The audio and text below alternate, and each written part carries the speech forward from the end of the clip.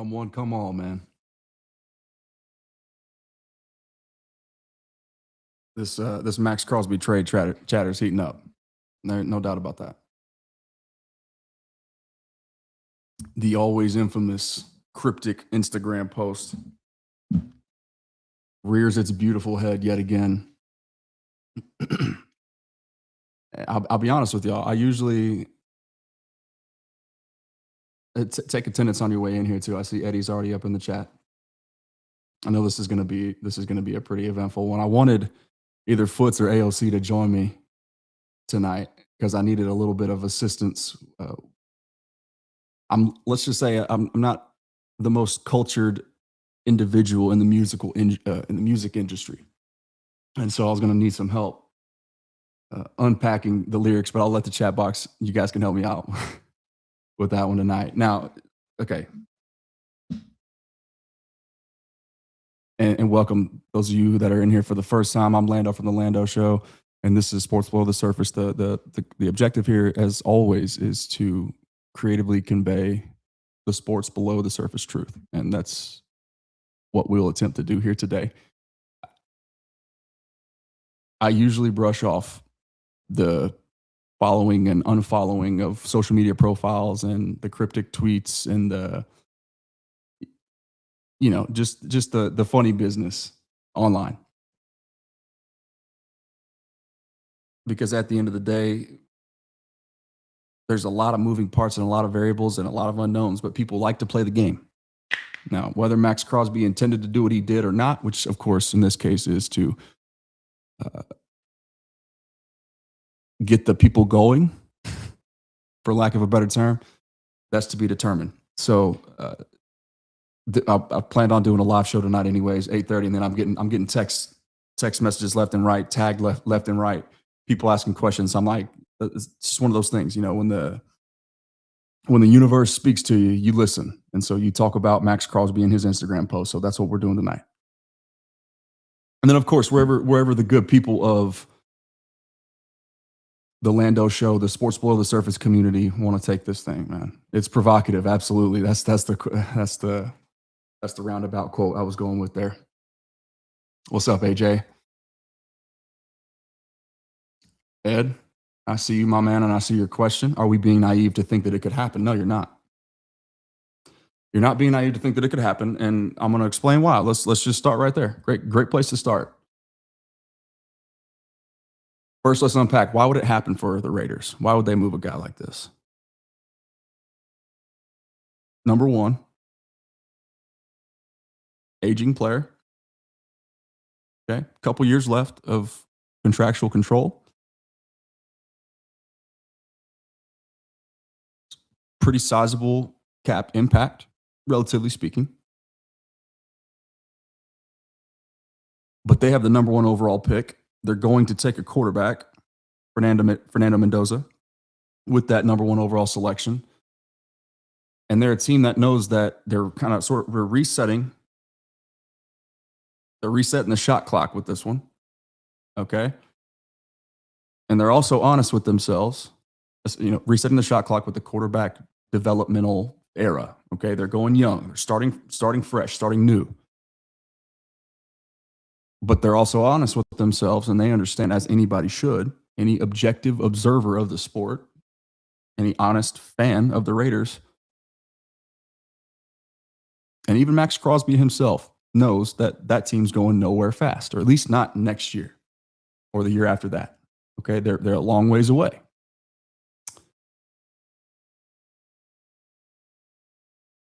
So it makes sense for the Raiders to maximize, seriously, no pun intended on that one,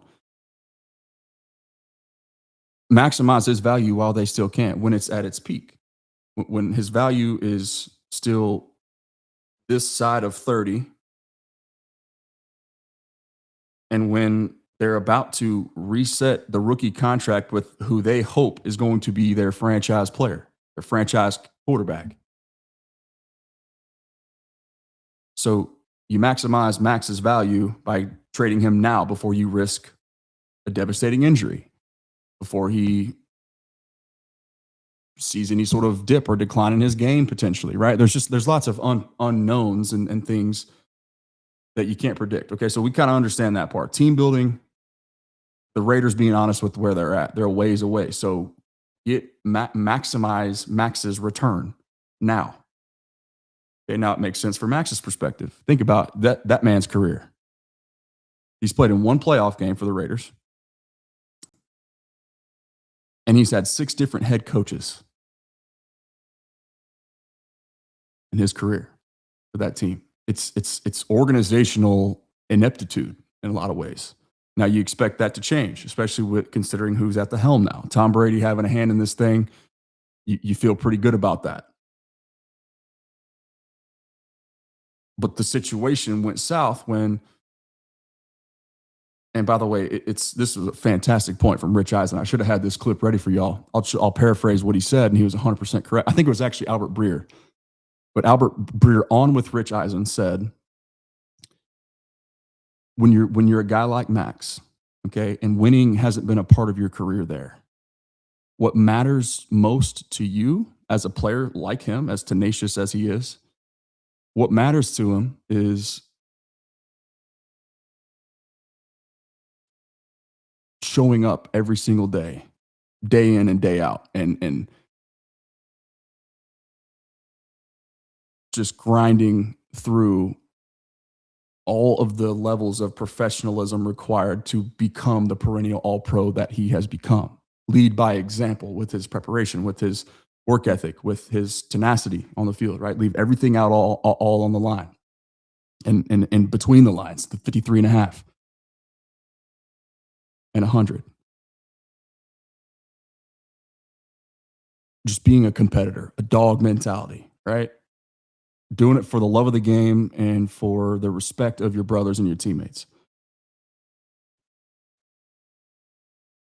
It may seem meaningless to sit him down for the last, I think 2 games is what it was after his knee injury occurred late last year. He probably played through it for quite a while, and then they finally said, listen, we're trying to go get this number 1 overall pick. So we want to sit you down because you not playing helps us lose games.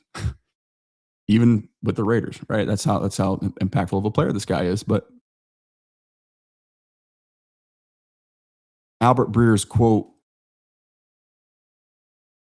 was, when you can imagine the magnitude of what something that may seem so minuscule and meaningless to the fan base, to the general public, just, it's only 2 games. Like, what's the big deal? Why is that just the straw that broke the camel's back? And now all of a sudden, Max, who has remained so loyal to that franchise and to that city, why now? Some people might even say, and I've seen it suggested, that he's just using that as an excuse. He's always wanted to get out, but now it makes the most sense for him to, or whatever. Listen, when you're when you have the heart of a champion like he does, and that opportunity is taken away from you when it was otherwise completely out of your control, and you were, in your mind, still physically able to get out there and do it and go compete with your teammates, then ripping that from the chest, ripping the heart out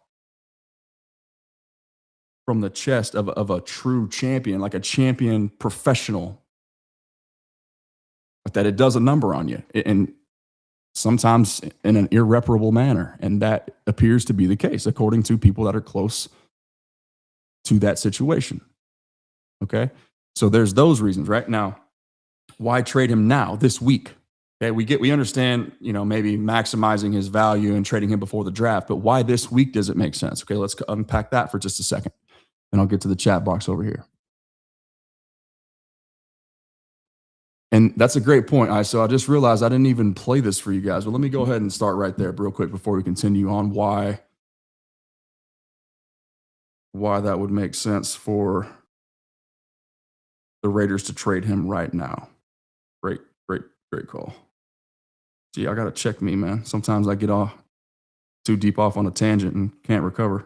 All right, so this is the song right here. So y'all help me out with the lyrics in the chat box too. Once again, I'm not cultured.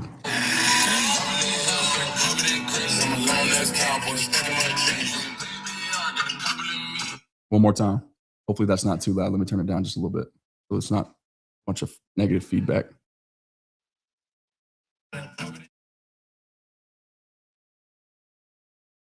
So, and I believe that is that Shabuzi, however you say his name.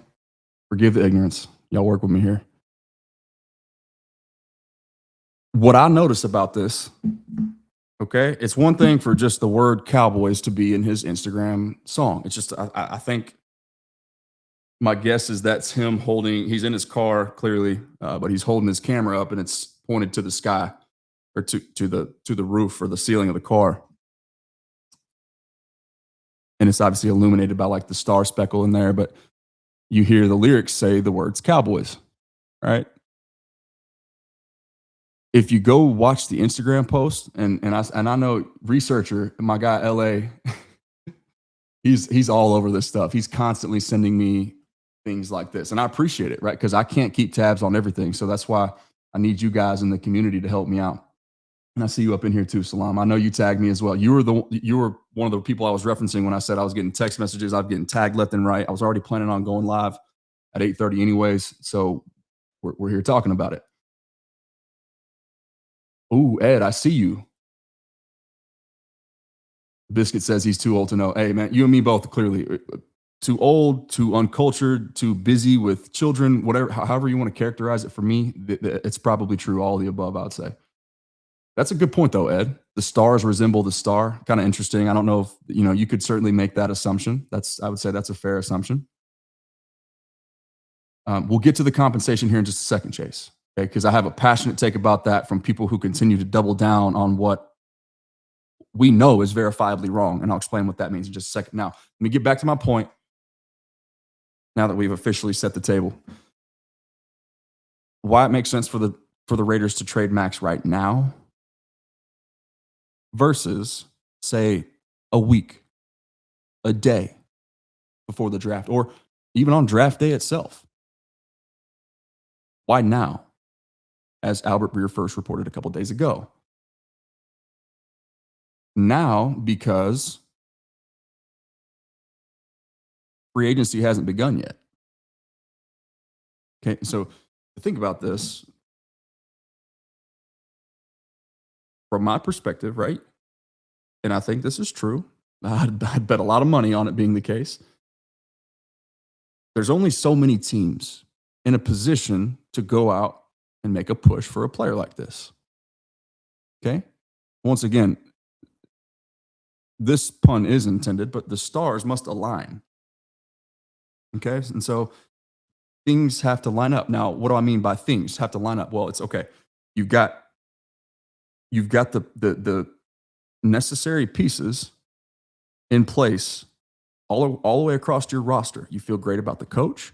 You feel great about the quarterback. You've got in the Cowboys case, a dynamic offense with 2 superstar wide receivers, a power run game to pair with that, making your offensive structure really bulletproof, because teams, one way or another, if they want to load the box and leave one of those 2 aliens out there on the edges ISO'd one-on-one, then be my guest. But the Cowboys will tell you they'll warmly welcome that, of course. Absolutely. We'll have another, put 1,400 yards and 9 touchdowns on your head, and CeeDee Lamb will go have another all-pro caliber season.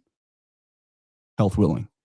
Okay, but then you want to cloud that coverage and sit back in a 2-high shell all day long. Okay, Javonte Williams and company with the 3 forklifts in the middle, as we unpacked, right? Clayton Adams validated our synopsis and our take on why Tyler Smith moving to tackle was an insane idea. But we'll save that discussion here either for later in this live show or for another day. But when you have that power run game to pair with that, then okay, we'll run into a light box all day with Javonte Williams. It's good luck. We'll ball control you to death, and we'll rush for 250 plus and have our way with you.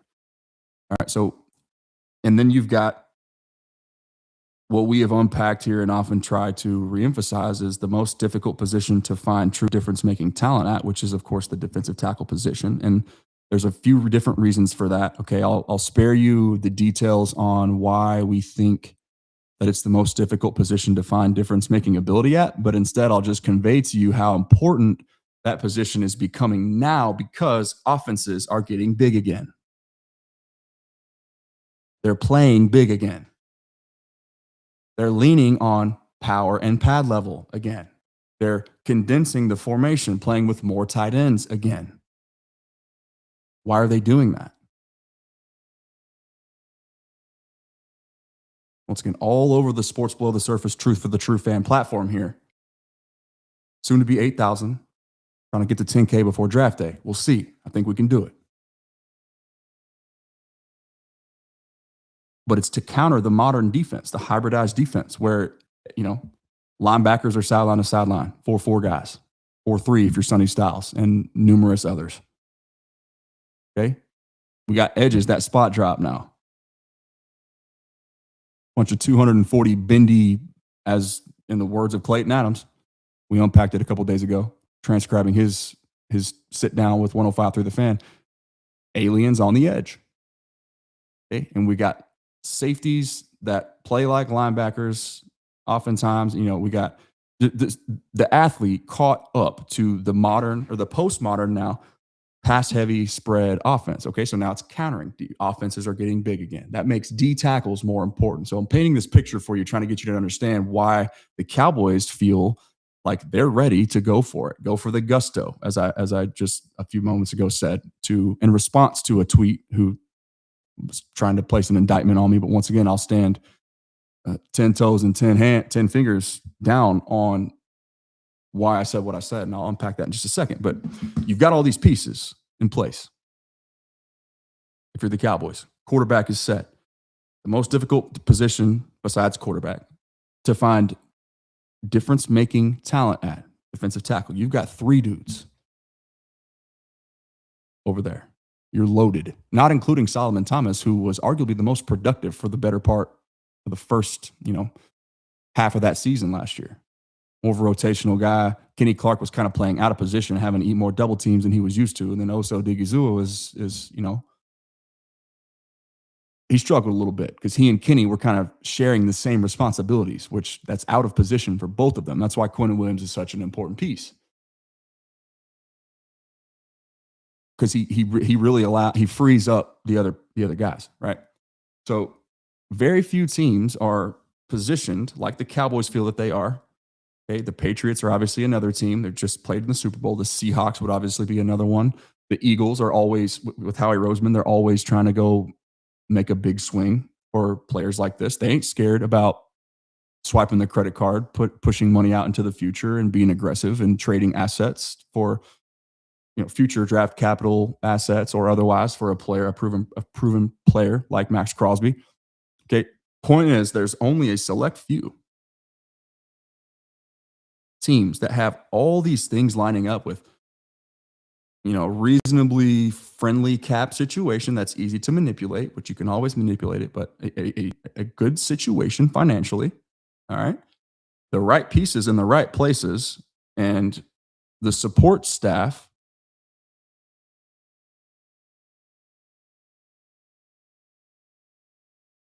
that has, just with everything trending in the right direction. Okay, so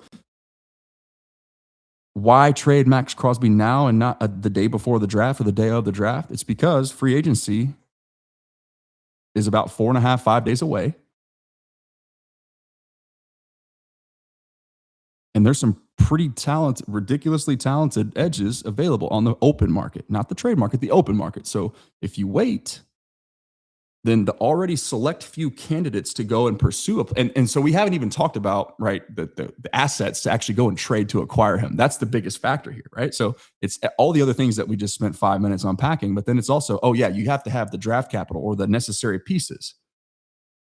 You have to have the right assets to actually put together a fair or a competitive package to even entice them to trade him, because they don't have to trade him. It makes sense for them to do it, but they don't have to. So all these different things have to line up.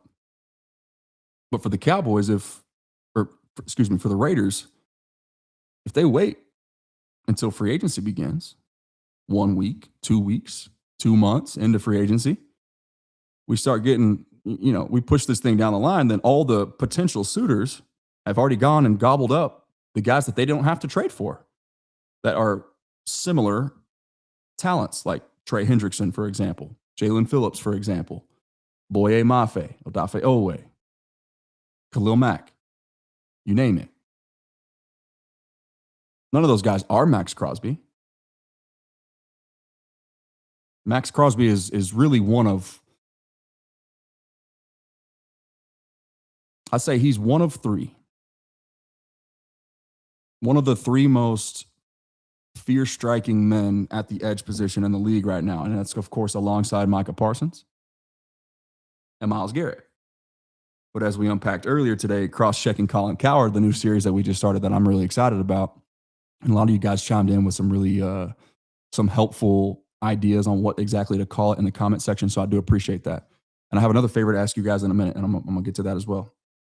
As I sort of wrap this up, and we'll get to the chat.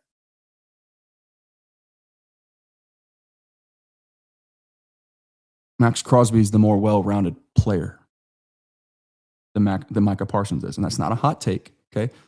Micah Parsons is the better pure pass rusher. He absolutely is a little bit more dynamic in that area, that specific duty of the edge position. But as we know, that's not the only duty. The professionalism with run-fit responsibility, responsible edge setting, okay? Understanding when to shoot certain gaps and following trends that you've picked up in film study, okay? Just playing the run. Maxx Crosby's frame affords him the ability, because of his length, to do so a little bit better than Micah Parsons can. He's longer. He's taller and he's longer. He can control tackles and guards with length better. He keeps guys at bay. And then, of course, the athleticism to do his thing. It doesn't matter what gap he's playing in. You see him do a little bit of everything, actually.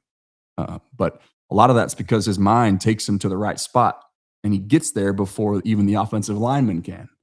Okay, so there's the professionalism that begins in the film room all week long in preparation before the game even begins. And it's like, and of course, he's a little bit older. Micah will continue to improve in the run department, especially as he, let's just say, like, injuries, bodily wear and tear continue to mount.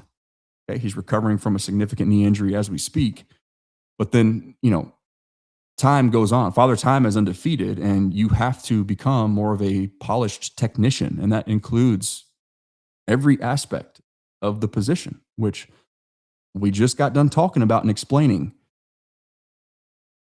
The shotgun, spread them out, air raid, pass heavy offenses of yesteryear are a thing of the past.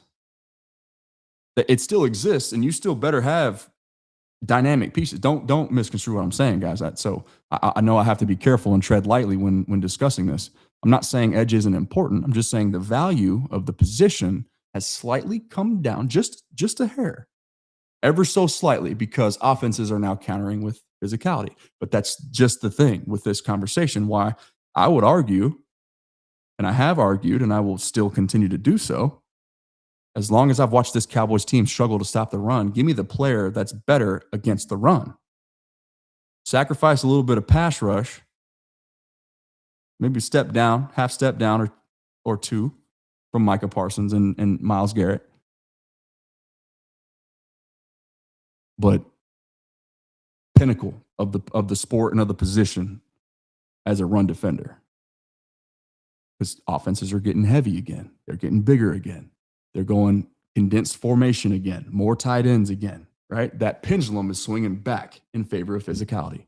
So you need, like, Maxx Crosby's elite level run defense is becoming increasingly important.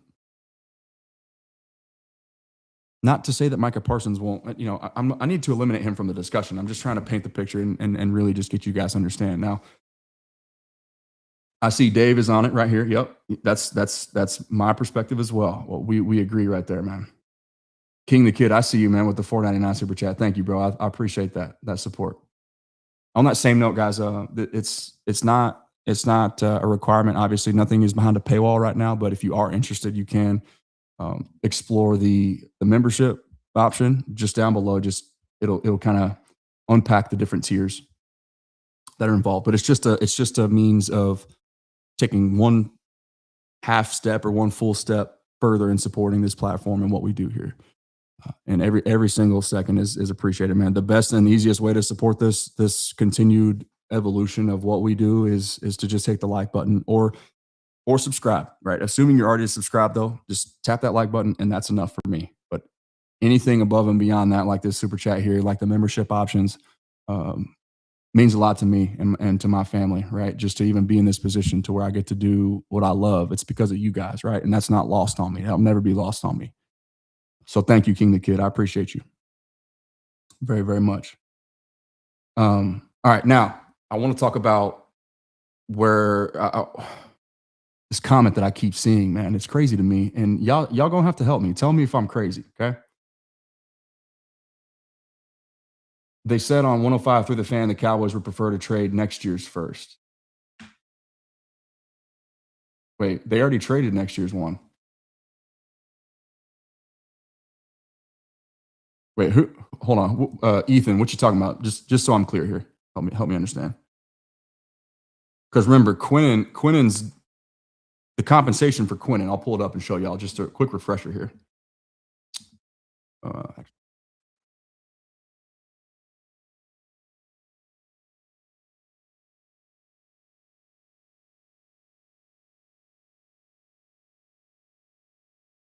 So it was, yeah.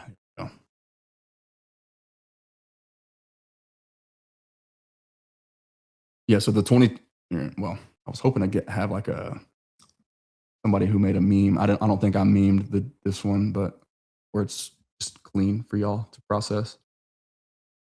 Because some people it's just like word salad when you start to throw numbers into the mix. But it was just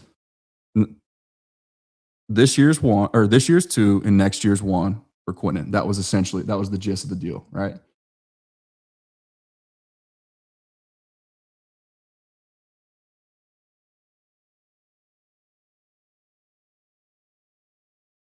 Oh, you right. What? See, look at me. Yeah. So my fault. That was that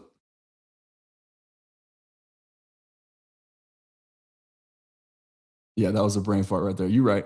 You right. But so to answer that question right there is, of course they would rather trade next year's one. But if you're the Raiders, that doesn't make sense because then you're better off just keeping Maxx Crosby, right? I mean, that's the whole point of this thing. And I want to get to this question because I'm so passionate about this. It's the same thing that we always come back to.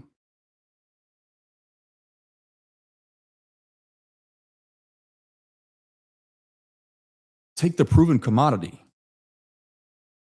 We have, like, I know draft picks are at their most valuable time right now, this close to the draft. Like, that's the next major event. That's not, of course, free agency, but draft picks are most valuable in March and April because it's close. Every team just watched the spectacle of the NFL Combine. It's fresh on everybody's minds. They've every team, every GM, every scout, they're all going through and going over these prospects. Sleepless nights, countless times a week, or countless times throughout the process, and every single week. It's a continuous effort that never ceases until the actual draft day gets here. The opportunities are seemingly endless. The trade possibilities are seemingly endless. You mix free agency in there. There's a lot going on, right? But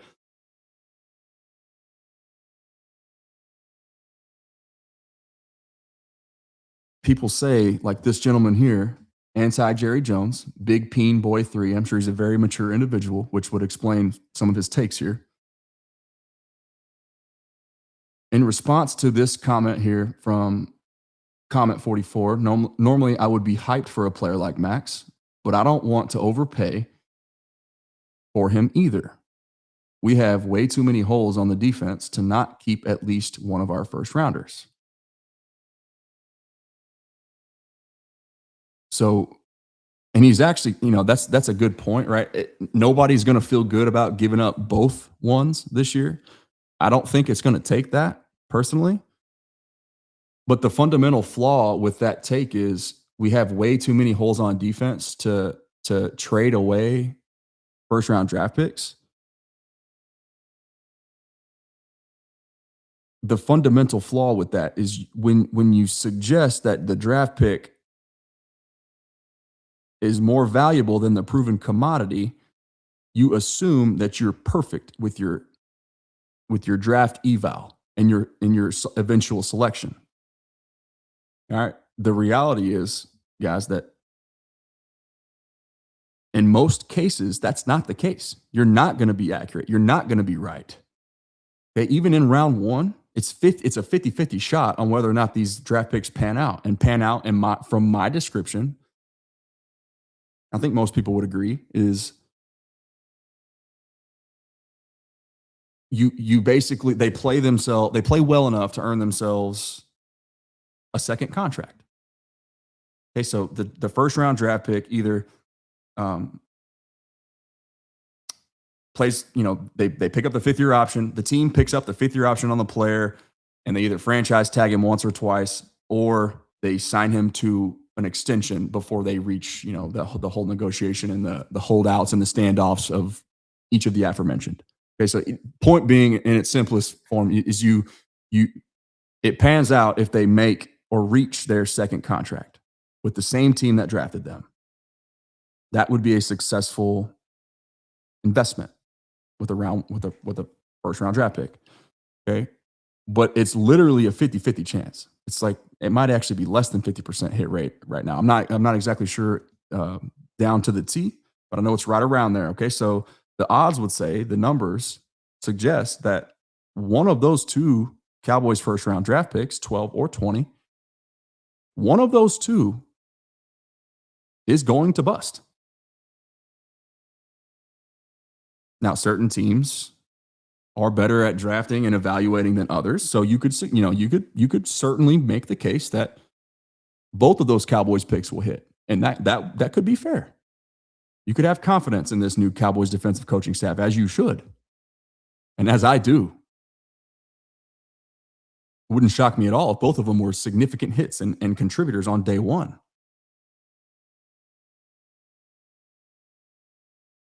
But you know what? You eliminate the guesswork by taking the proven product. Okay. When you say you're out on losing picks just for one player because there are too many holes to fill, you assume that you're a perfect picker. You ain't a perfect picker. I'm sorry. Nobody is. No NFL team, and damn sure not any of us sitting right here, these couch coordinators like myself with a camera and a microphone. And especially not Big Peen Boy 3. I'm sure his mom is proud of him.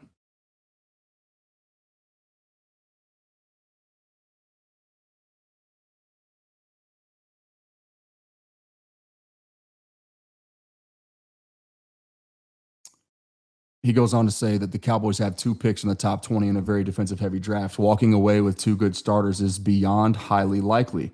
Not only does it, and that's actually a fair, I don't disagree with that, just to be clear. But he says, beyond highly likely, not only does a Crosby trade take your picks away, there's the fundamental flaw once again right there. Boom.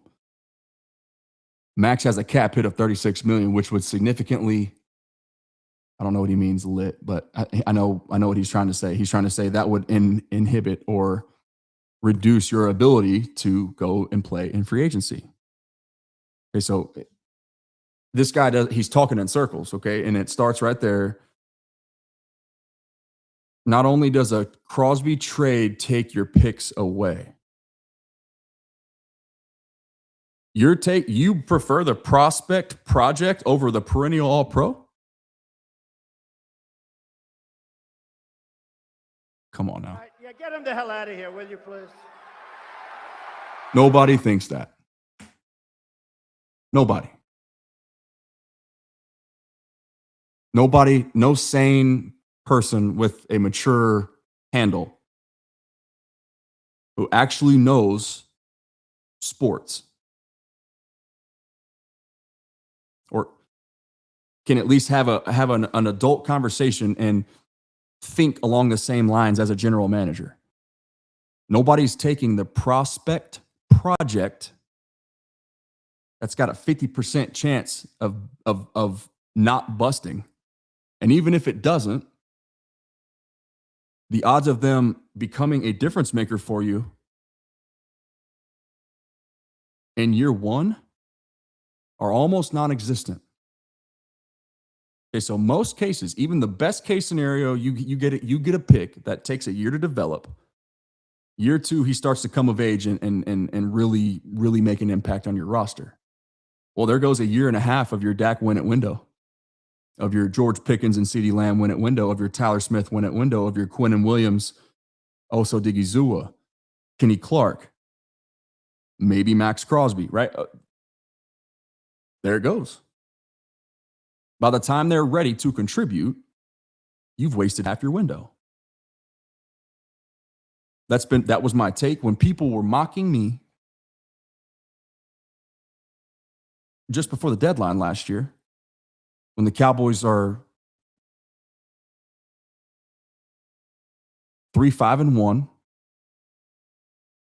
when everybody can't wait to fire Matt Eberflus, when the defense had all but quit, really, if we're being honest, and when the whole world suggested, 98.999% of the world suggested that the Cowboys got to keep their picks, man. Too many holes to fill, too far away. Meanwhile, little man Lando over there, been tracking this thing for 12 months.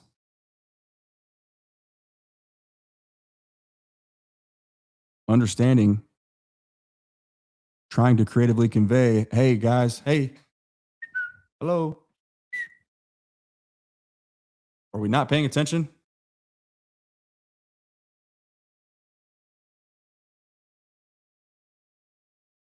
The team that willingly placed themselves in a position to, they're committed. Dak's money, or his extension, CeeDee's extension, Tyler Smith's extension. It all lines up around the same time frame, right? Ryan Schottenheimer's contract even does. They were aggressively trading for George Pickens to try to supplement their investment in Dak and CeeDee. They're going and combining that dynamic with power and pad level and Tyler Booker and Javonte Williams. And all the other data points that we detailed in Shotty's master list, his proven power and the evidence of change since he took over. Okay, but none of that was enough for you. Okay, that's fine. That's fair. I get it. This team hasn't earned your respect, your trust, the right for us to believe that they will do the right thing. I get that. That's fair out of you. That's normal, actually, I would say.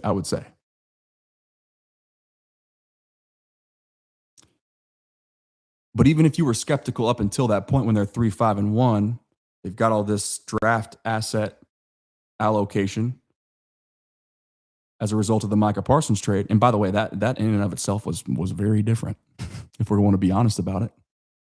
Trading away fan favorites, trading away superhumans at the peak of their powers in the prime of their career. Jersey sales all of a sudden gone.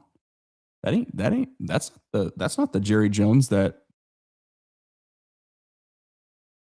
signed Zeke Elliott just to put him in a 15 jersey so that every fan that had a 21 hanging in their closet would go and double down and get themselves another 1.5 to go right next to it. That's not the Jerry Jones that the media loves to make fun of. Trading Micah Parsons, right? Regardless of how you feel about the trade,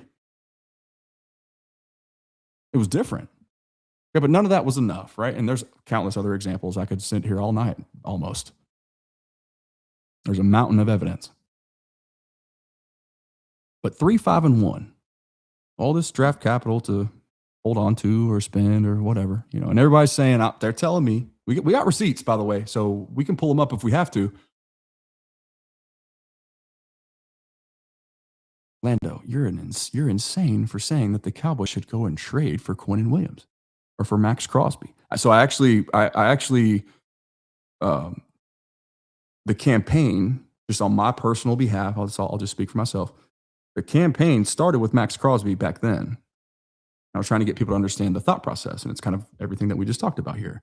But then it morphed into, okay, maybe Jeff Simmons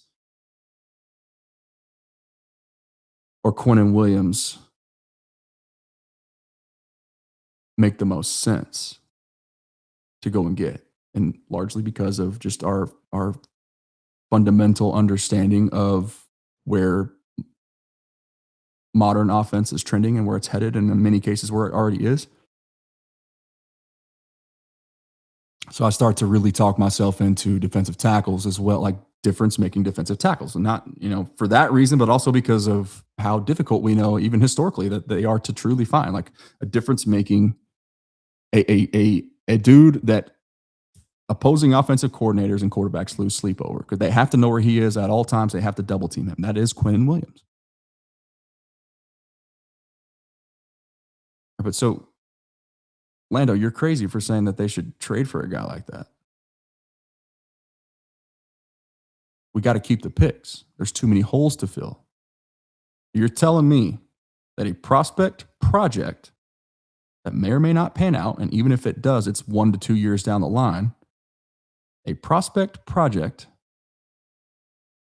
makes your team better, faster than a proven perennial All-Pro. Think like a GM, ladies and gentlemen. Think outside the box.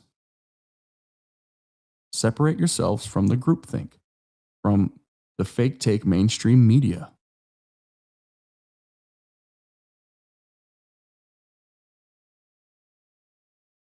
Y'all remember when that certain someone who writes for ESPN that's been featured on this platform 2 times now in the last calendar year because of blatant naivety?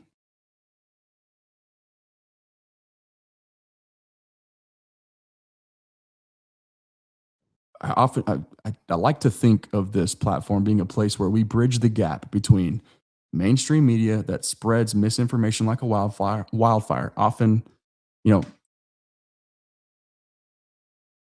sometimes it's intentional and sometimes it's not. Okay, but the reality is that misinformation gets spread. People profit from the Cowboys name, mentioning it, whether they're plugged sources or not, whether they know people or not, whether they know ball or not, whether their @ is Big Peen Boy 3 on Twitter or not. People talk about the Cowboys and they just spew. Okay, so my goal here is to bridge the gap between that spewage and the true fans like you guys who deserve to know the sports below the surface truth about your team.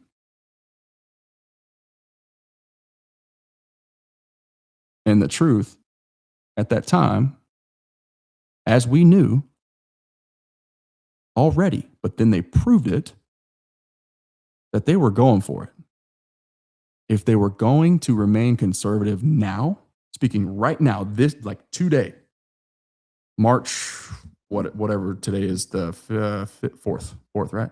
March 4th, 9:39 p.m.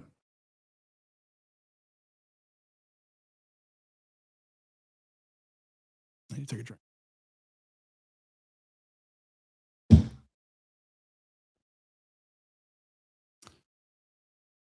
If they were going to remain conservative, hold the picks, right? Too many holes to fill, guys. Prospect projects with a 50% bust rate are more of a guarantee than a perennial All-Pro. Got to hold the picks, man. Don't let go of them.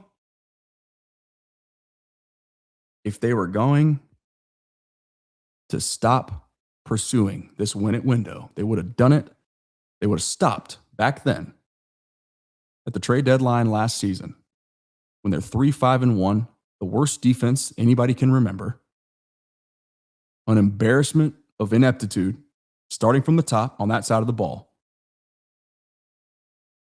If they were going to halt, to cease, to stop, to eradicate the aggression,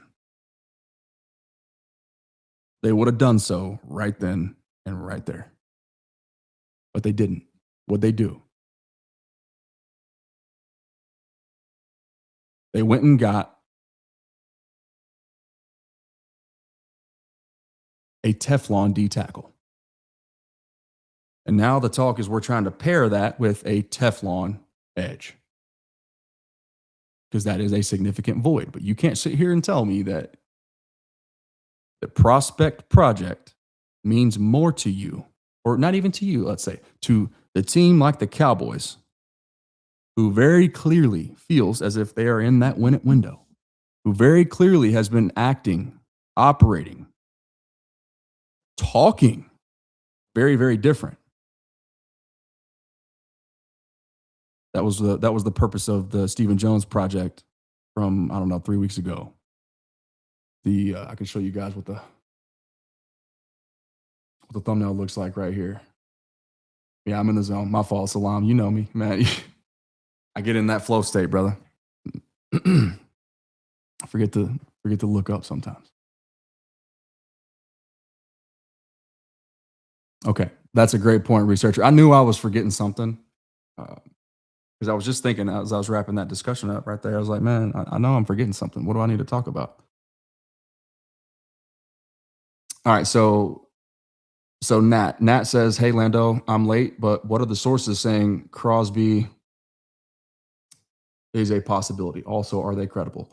So it's kind of it's a charcuterie board of credibility and inside information kind of being thrown around there. What we know is that the Raiders are actively shopping Maxx Crosby. We know that Maxx Crosby is disgruntled because of the way that they handled his situation, his injury, if you will, at the end of last season with tanking in mind for the number 1 overall pick.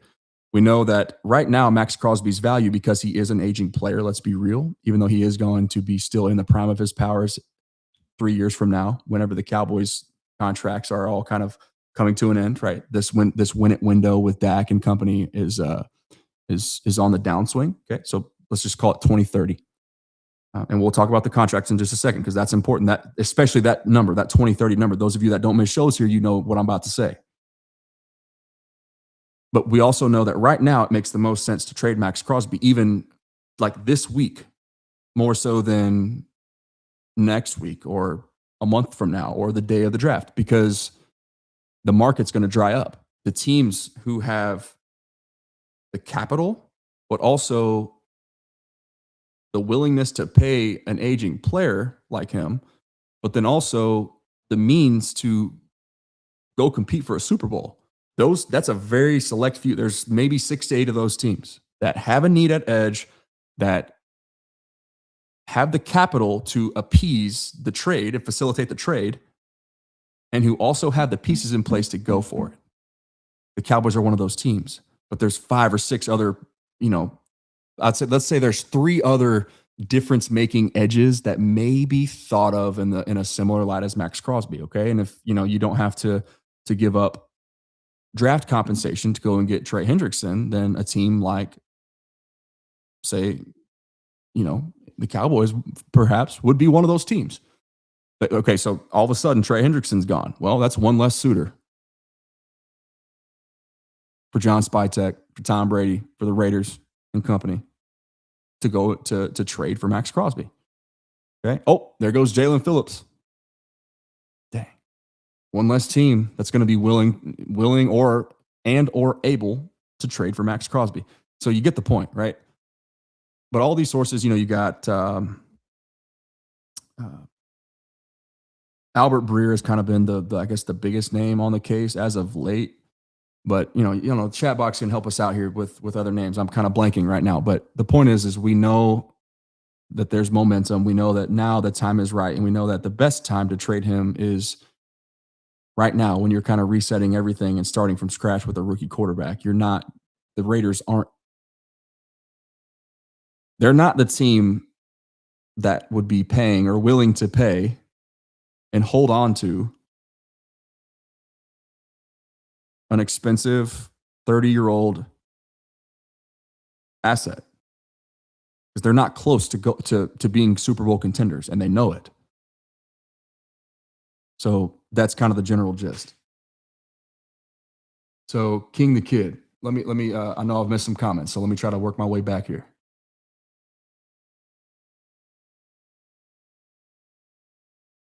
I'd love Max too. Trust me, he can't explain the cap because getting Max and trading out picks and signing FAs is impossible. Ooh, let's go. Let's talk about it. Body in the trunk. So before we continue, I just want to make sure, are you saying he can't explain as in me? I can't explain the cap? Hope you're talking about me.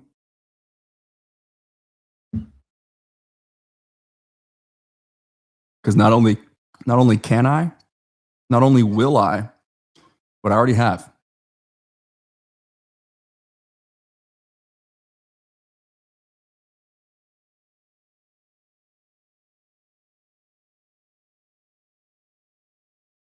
That's why there's 95,000 people and counting quickly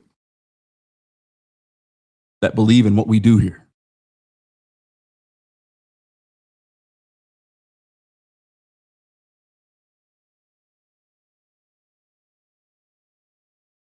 Let me see what you're saying. Talk to me, Salam. Who's saying that? Let's give the people what they need. Okay, do we want Trey? Great question. Why or why not? The answer is yes, because you need a difference maker at that position. Easy. That dude puts more quarterbacks on their back than even Maxx Crosby does. Not the same run player, but the same motor, the same impact in the pass game, veteran player, going to cost about the same on an APY basis, that the whole nine. But why not? Here's the problem with Trey Hendrickson, and this is what I'm seeing is pretty under discussed. And it's not that big of a deal, but it matters to me, and it's something worth considering for everyone. Trey Hendrickson requires yet another contract extension negotiation. Maxx Crosby technically does not.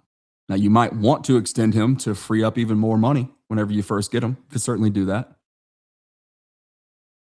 And you could paint a picture as for why that makes sense. But here I am explaining the cap, assuming that that's what the other gentleman a few minutes ago suggested that I couldn't or wouldn't do.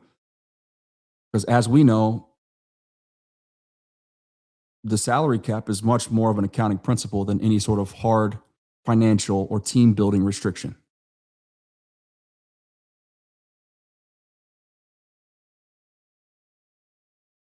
I can't explain the cap, yet I told you 2.5 months ago that the 3 restructures that just happened today would happen in a sequence of 7 simple steps that would easily create $110+ million for the Dallas Cowboys. I told you 2.5 months ago those things because I did the homework. I put the time in. I did the research. I studied SpotTrack, overthecap.com. And I see these simple conversions that are already built into these contracts that somehow, some way, people, and I, once again, forgive me if I'm incorrect here and assuming that you're indicting me, but people like yourself refuse to accept for reasons I can't explain. When there's no gray area. It's black and white.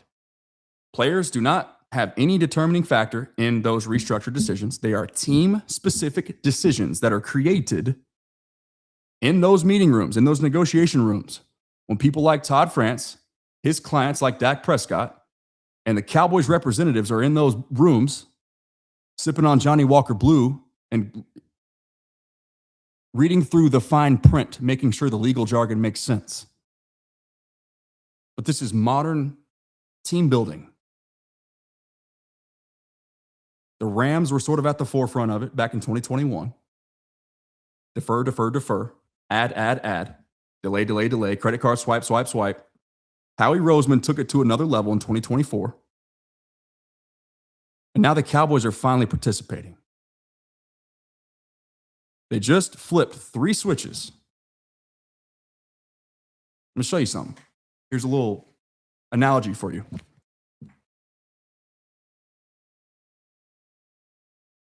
To show you how easy it is to make the money work.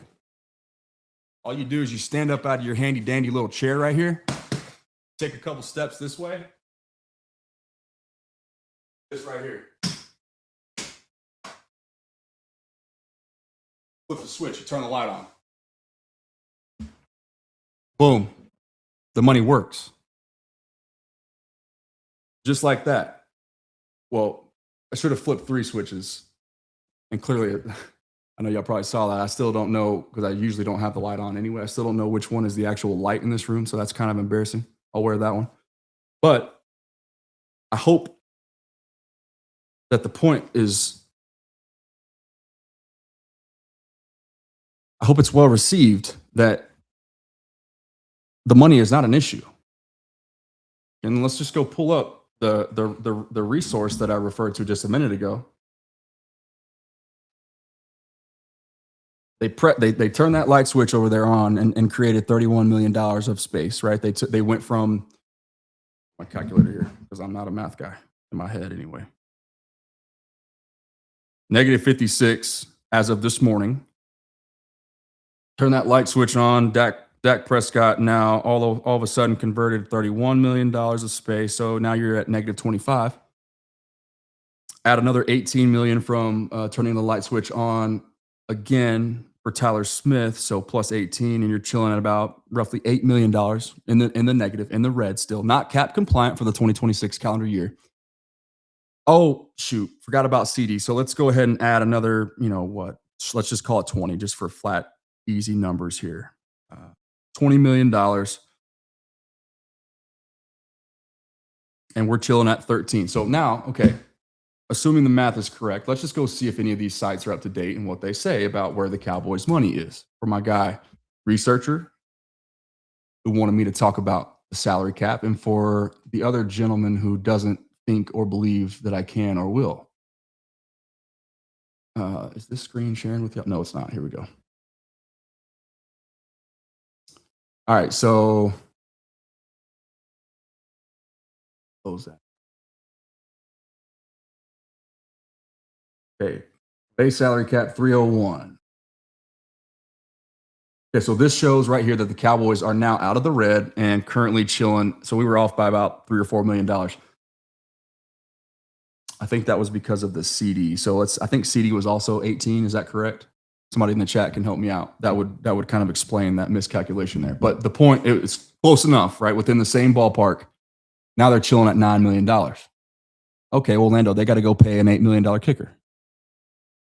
Okay, well, Lando, how in the world are they going to afford Maxx Crosby? Okay, well, Lando, how are they going to spend in free agency? How are they going to pay their 12th and 20th overall picks, assuming they don't get Max and have to pay both of those guys?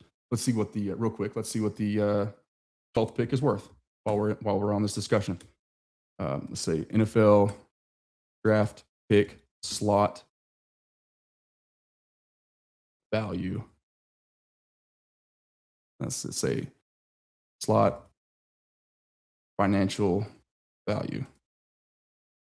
Somebody has this already. I've already done this work before in the past.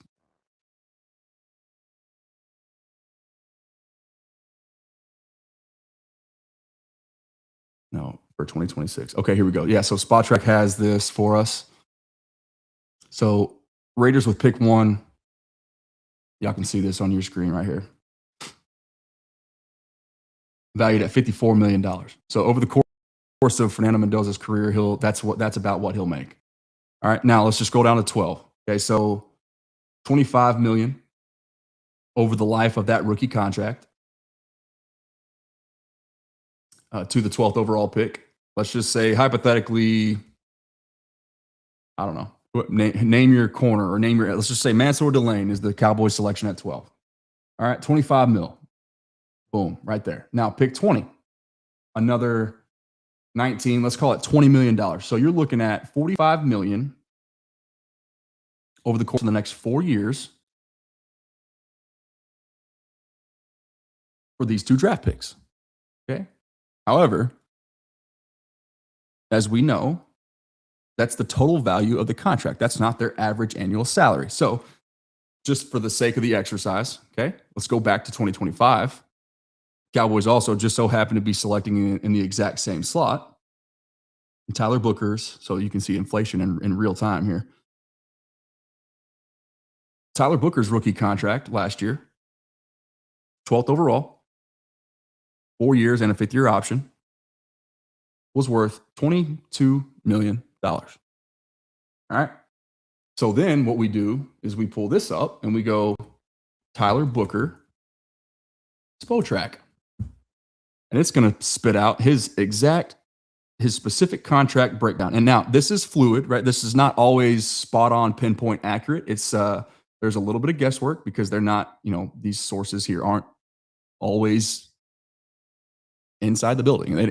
There's things that can be misrepresented. Okay. I'll concede that. That's fair. But I just want to paint the picture of the base salary. All right. So why people are sweating this cap stuff, you shouldn't be worried about it. Okay. Because look at the cap hit. This is year 1 right here. Okay. The base salary, as you see, that's not the number that's going to be reflected on the cap, but $840,000. Okay. The signing proration, $3.2 million. Also, really just don't really worry about those 2 columns right there.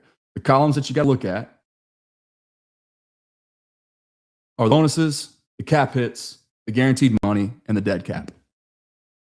Okay. But so right here, all you got to know, year 1, that slot for Tyler Booker was a $22 million draft slot, but the Cowboys aren't paying that as far as their accounting, their financial situation on their salary cap. Remember, the salary cap is different from their pockets, from the cash spending. Okay.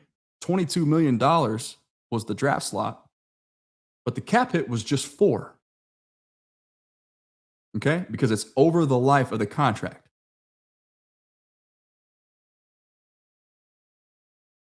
Slightly, increasing year over year from 4 million to 5, from 5 million to 6, and from 6 million to 7. And then they got the club option, the 5th-year option, if they want to choose that, or just they extend them before they even get there. Okay, so that's one thing. So now you're still going to say, well, Lando, still that's $4 million, and then the same is going to be true. So let's just call it year 1 for pick 12 for the Cowboys this year. Whoever they select at 12 is going to account for, let's just call it $5 million this year. That's their cap hit, their cap impact. Okay, that's not how much money they'll make. That's not their total guarantees. That's not any of that. That's just the approximate estimation of the cap figure, the salary cap reflection. Okay. So you're still like, whoa, dang. But Maxx Crosby's 30 plus million, but George Pickens is going to be, he's asking for 40. He ain't going to get 40. But minimum, let's just say they don't come to an extension. It's 28 million for George Pickens on the non-exclusive franchise tag. Where is all this money going to come from? Okay, let's continue. Let's unpack. All right, so we'll stop sharing this one here. Let me check to see if there's any questions real quick. That's a decent stopping point. Catch up with y'all, what y'all saying. Hit the like button. I see you, Salam. Thanks for the reminder, man. I'm gonna have to make you a mod one of these days. I appreciate you, bro. Seabass was on it. He says it was only I was gonna say that's only 4 million. Yeah, and that ain't no problem. Now Jerry's signing a check that's bigger than that because the signing bonus is instantaneous, right? That's just boom, straight to your pocket. But it just goes to show you, it's further evidence like the money can always work if you want it to, because you're really in charge. You have the ultimate say as the general manager or as the COO or the owner, right? Like you're Adam Pacifica, how these structures play themselves out and pay themselves out over the course of over the life of the contract. It's fluid. It's as fluid as you want it to be.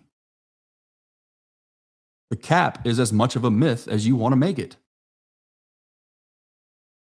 Now, don't get it twisted. Catboy, when they're recovering from the 2020 COVID year, when there was no butts in seats, right? And the salary cap actually went down year over year. 2021, 2022, 2023, they penny pinching. They're trying to balance that checkbook out, make that cash add up again, get back into a net positive. Took a little bit of time, right? Real selective, real conservative, real catboy, especially on the open market. But business is booming again. The Cowboys got the pieces in place. They have the draft assets to go and make a swing like this happen. They've put together an incredibly impressive coaching staff.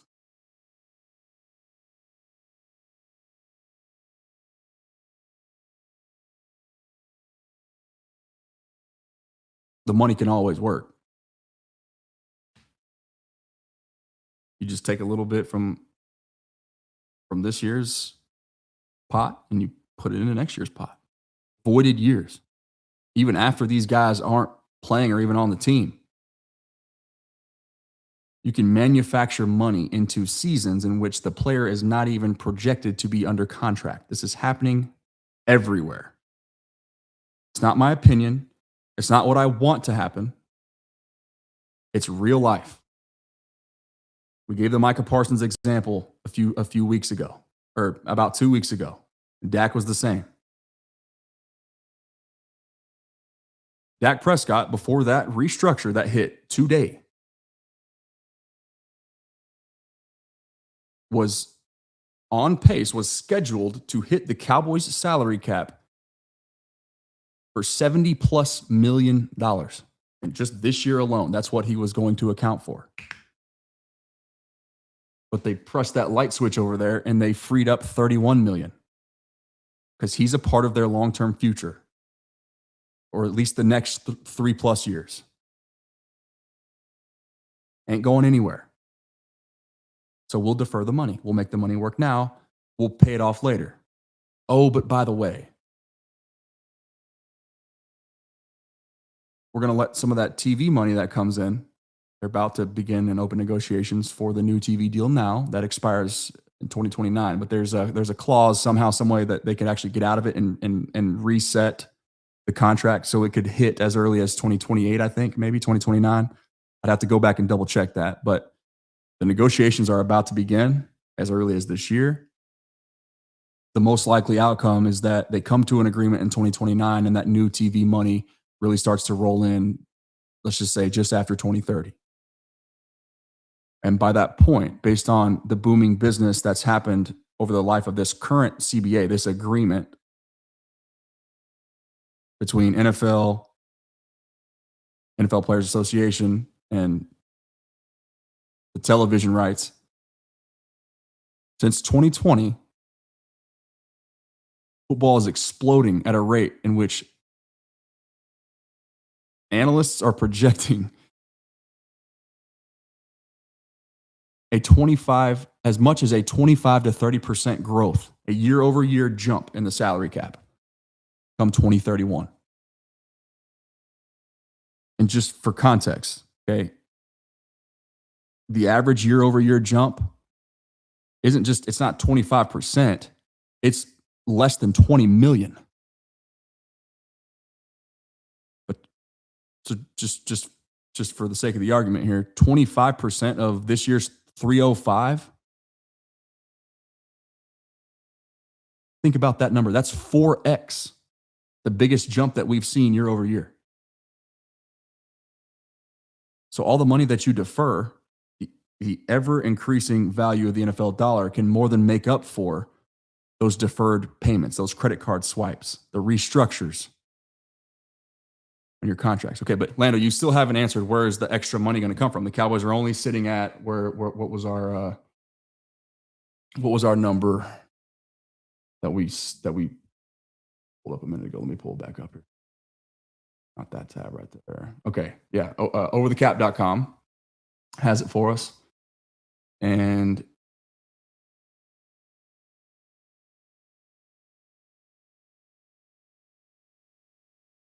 the Cowboys are sitting at, let's just call it $10 million. Okay. So Kenny Clark is a guy that they have significant plans for. He's a damn good player.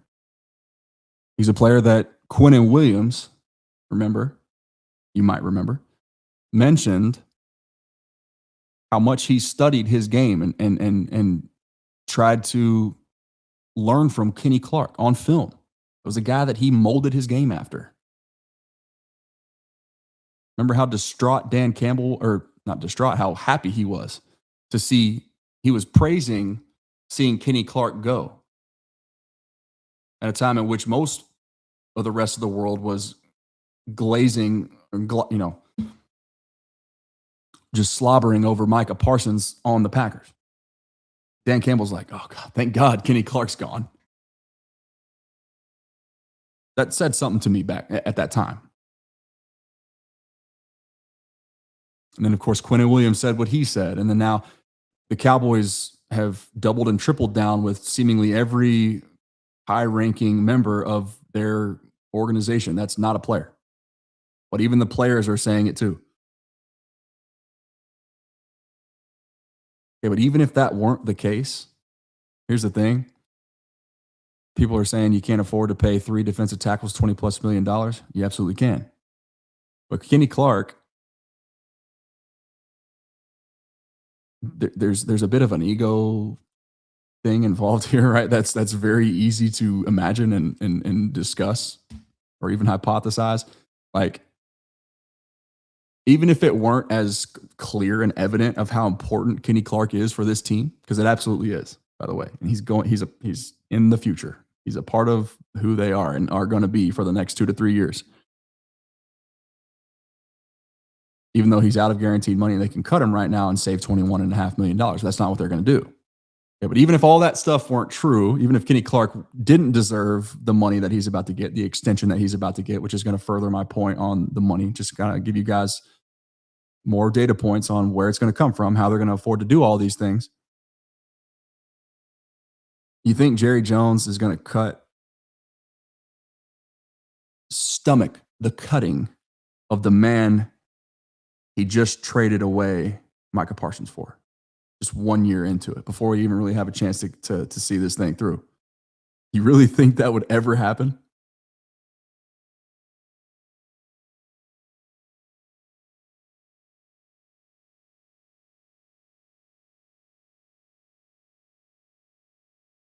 So there's restructure potential. Remember, the Cowboys had $130+ million in restructure potential. Do y'all remember that? I know it's easy to forget.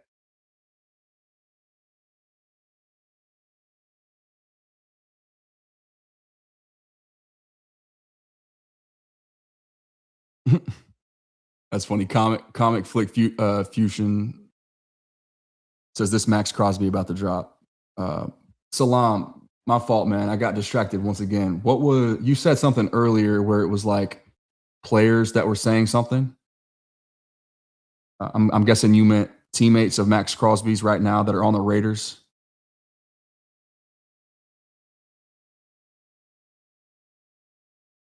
Oh, body in the trunk. So I guess, okay. So I'm still for the last 30 minutes, I've been explaining and unpacking it all for you, brother. But my stance has never been they're trading, they're giving both ones. I've always maintained it's not going to cost 2 to get him. It might cost a 1 and a piece, a player. But I don't think they're going to give up both. I would do it personally, but I don't think it's going to come to that. The age and the injury are a factor here in this negotiation. A 25-year-old player like Michael Parsons was when he got traded is a much different. It's a much different deal than a 29-year-old. Even though I would argue that Max is more well-rounded. That's not necessarily my opinion. That's kind of just the truth. That's the way that it is. But so so Kenny Clark, if you were listening, okay, that was the next piece I was getting ready to unpack. An extension for his services to keep him around, not just for 2026, even though they could cut him right now and save the 21.5 outright and not have him. But you could save a similar amount of money by extending him and spreading out that 21.5 million that he would be due. You just guarantee him into the future, the next 2 to 3 years. The guy that just uprooted his family from Green Bay to Dallas. He's an integral part of not just the team, but the locker room. Players look up to him.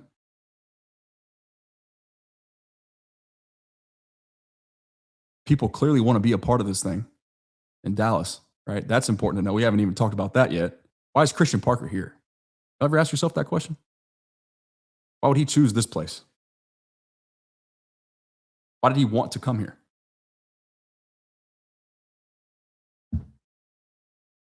The coaching staff connection with Kenny Clark. We think about that.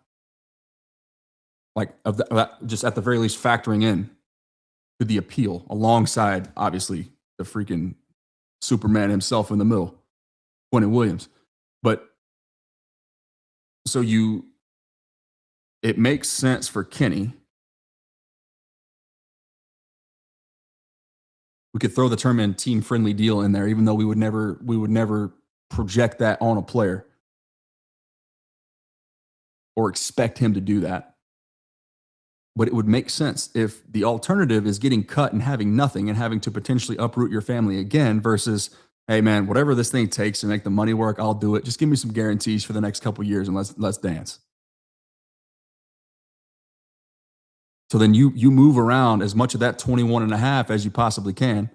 Let's just say they free up 15 million in space by extending Kenny Clark. All right. And guess what? The inevitable. They're going to do the same thing with Quentin Williams. And they're going to free up another 15 to 20. Okay. Deron Bland. Restructure potential. Now that was the point I was getting at.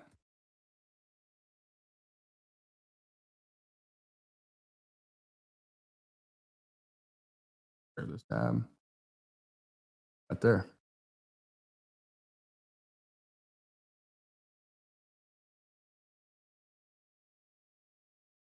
So he's under contract for the next 3 years.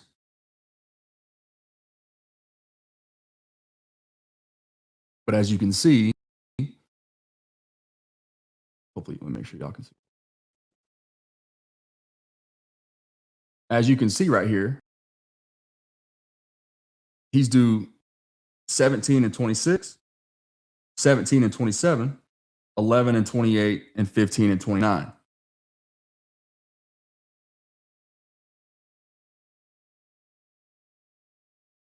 But if you scroll, oh man,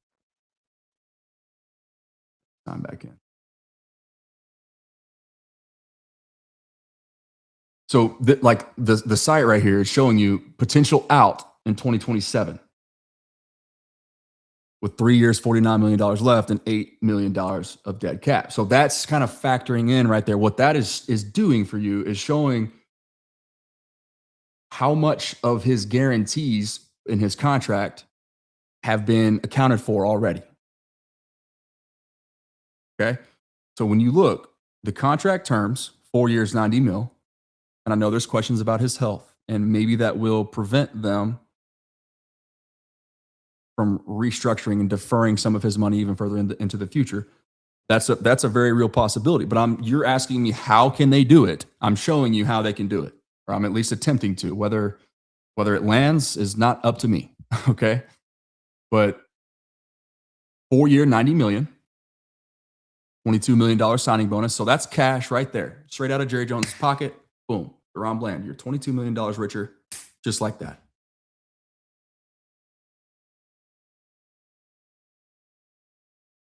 But the most important number, as always, in the National Football League, the not for long league, is that figure right there. Okay. We see, the public sees, mainstream media reports, especially the agent, they flex that total contract value, right? Best case scenario, all incentives met, health is not an issue, plays all 4 years of the contract, and everything is just gravy. Sunshine, roses, rainbows, and heroes. 4 years, $90 million. Sounds great in theory. But the reality is, DaRon Bland is playing for $10 million per year on average in total guarantees. A little over 10. 10.2. Okay?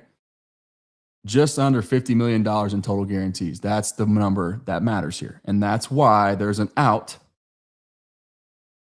right here, potential out 2027 with 3 years, $49 million left on the extension. Because remember, it was an extension that he signed. So it turned itself into a 5-year contract worth. So the contract, this was the discussion with Puka Nacua and his alleged 43 APY, why that does nothing for George Pickens as far as resetting the ceiling and creating an astronomical number that nobody can meet at $43 million APY. Puka's 4 at 172 extension value gets added to the 1 year, approximately $5 million that he still had left on his rookie contract. So that contract is not, as far as APYs and resetting the market for receivers, it's not 4 and 172. The other money and the extra year that was still left on the rookie deal, that doesn't disappear. That gets added together. So you blend it, right? So this extension and why this money is so flexible, okay, for DaRon Bland specifically, we're talking DaRon Bland now. Now let me just finish the Puka thought. 4 years, $172 million extension. That is 43 APY. That's what the extension is technically worth. But as we know, the APY is not relevant. It's the total guarantees that matter the most. But the kicker, the cherry on top of that, is that you add the 4 and 172 to the remaining 1 year and 5. So instead of a 4-year, $172 million, 43 APY contract, it's now a 5-year, $177 million in total guarantees, 35.5 APY valuation. Okay, so Puka is not a $43 million player per year. He's a $35.5 million per year player, assuming that contract extension manifests itself. We'll see if that happens. It may not even be that high, which would even bring that, the 5-year contract APY down that much more. That was the extreme version that was reported, and it was just an alleged hypothetical from a source that had, from an outlet that may or may not have a source. We'll be fair to ML football and say it that way. All right, so now DaRon Bland, same discussion. Okay.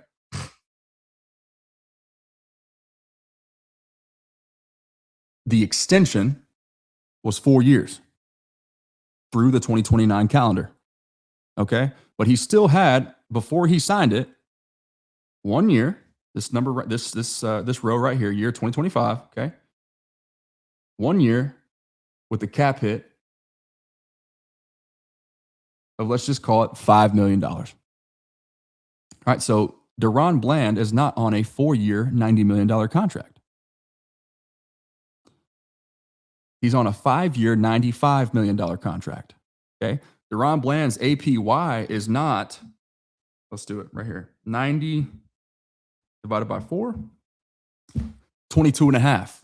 That's not his APY. He's not a $22.5 million corner. What is it? Do the math, make the conversion, project the calculation. It's 90 plus 5, because that's the number right there, the cap hit from 2025. The year that final year remaining before the extension doesn't disappear, guys. Okay, so 90 plus 5 is 95.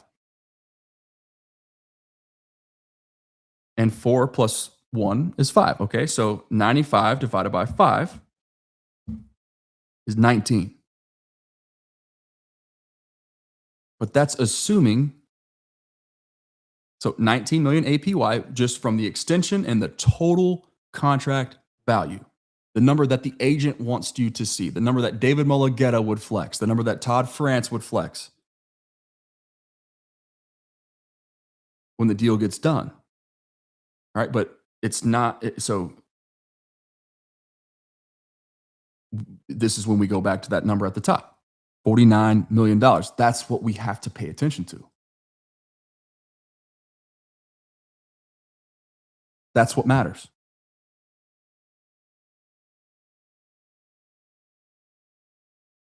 So the conventional wisdom would pull up the extension value, right? And people would stare at this contract term data point right here, the 4 years and 90 million, and they would just come to the surface level conclusion that the Cowboys are paying DaRon Bland a $22.5 million a year.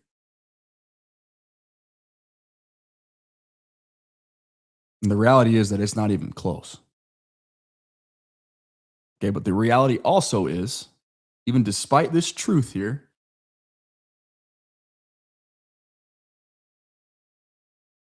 is that they could take some of that 17.4, but 17.5 that he's owed in 2026, or that's going to be reflected. All right, so look, we can even, this tool right here, go to manage contract. Watch this.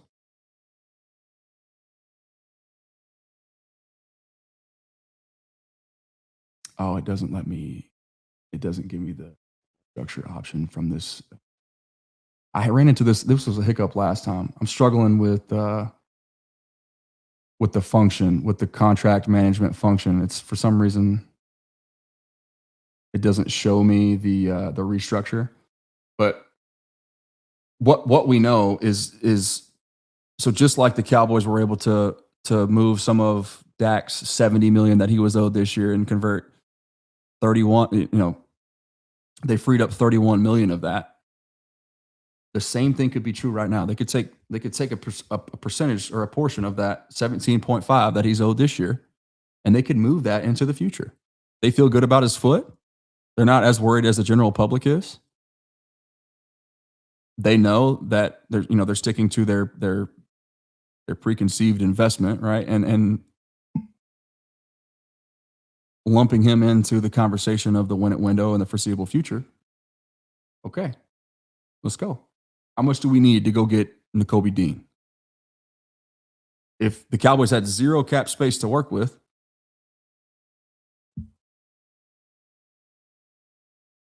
move some money around, make it work. Defer a percentage of DaRon Bland's money this year because he's on a sizable contract. Still 4 more years remaining, really. 26, 27, 28, 29. Part of your plans for the foreseeable future, defer some of that money.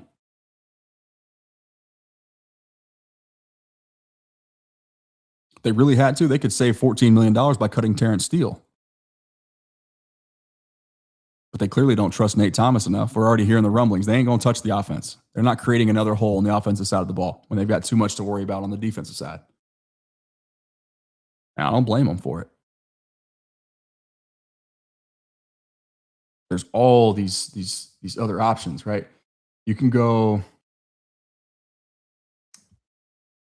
Let's pull this up right here. We can get a better. I'll just put it into a visual for y'all. NFL teams cap hits by player. There's a chronological listing. Yeah, right here. So it's over the caps function. And I'm going to scroll to teams. I need to get more familiar with this interface because it's such a useful tool. But I just want to be able to navigate it better for instances like these when I'm trying to just pull something up on a whim to help contextualize a point that I'm trying to make. But It's also worth mentioning too. I think I forgot to mention it earlier, right? We talked about George Pickens and stuff like, in theory, if they don't come to an agreement, then he's going to have to be paid $27.3 million, and that's fully guaranteed. So you got to figure out where you're going to make that money come from. And yes, it requires a little bit of thought, but as we just try to depict, it's a relatively simple concept, really. You just have to be willing to take the risk on the guaranteed money getting deferred into the future and trust that the ever increasing value of the NFL dollar is going to balloon potentially to the tune of 25% cap increase year over year when that new TV contract comes in. And so none of this, this contract jargon is it's null and void anyway, But the truth is that George Pickens is going to be cheaper, would be cheaper, assuming they get an extension done, which still is to be determined. I don't know if they will.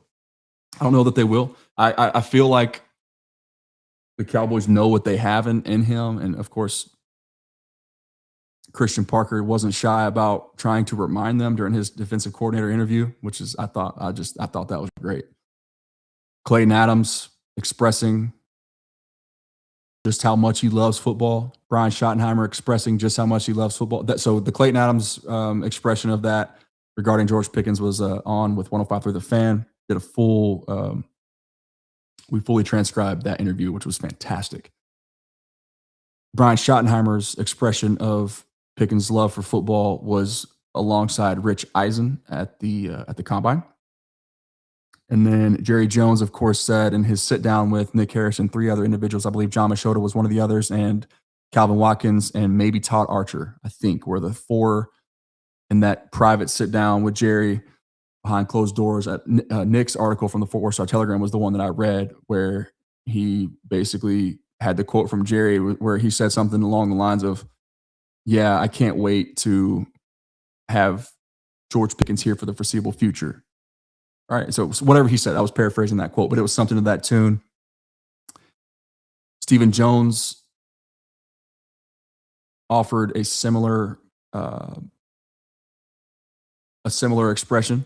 And then Dak Prescott, of course, at the Pro Bowl, and then one other occasion, I remember I tried to track down that article the other day, and I couldn't find who wrote it, but somebody wrote a different quote, but it's his quote that I showed on the channel the other day from Boss, Cowboys Sports, from Dak's quote at the Pro Bowl when he said, "If I have to get involved, I will." Basically just, it was kind of a sarcastic way of Dak saying, listen, by any means necessary, this guy has to come back. Okay. But just like, the $22 million that Tyler Booker, his slot value was worth last year, he's only $5 million of that is reflected on the salary cap. All right. When you have an extension, and I'll give you the classic example, and it's not apples to apples because CD was operating on an extension. He wasn't he still had time left on his rookie contract when he signed his deal just before the 2024 season, right when Dak did. So CD's contract, I'm getting tired, y'all. Need to wrap this up here. Starting to notice myself slurring my words a little bit over here. So CD signs just before the 2024 season a 4-year, $136 million extension. The average annual value of that extension, yes, was $34 million.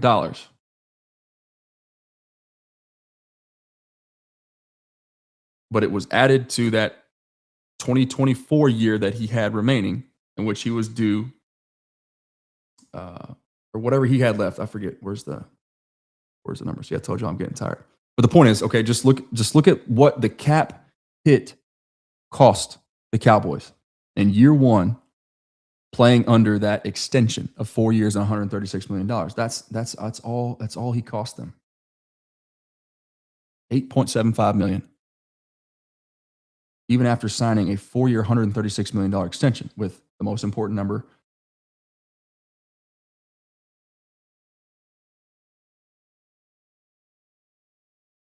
Oh, right here. Total guarantees, $100 million.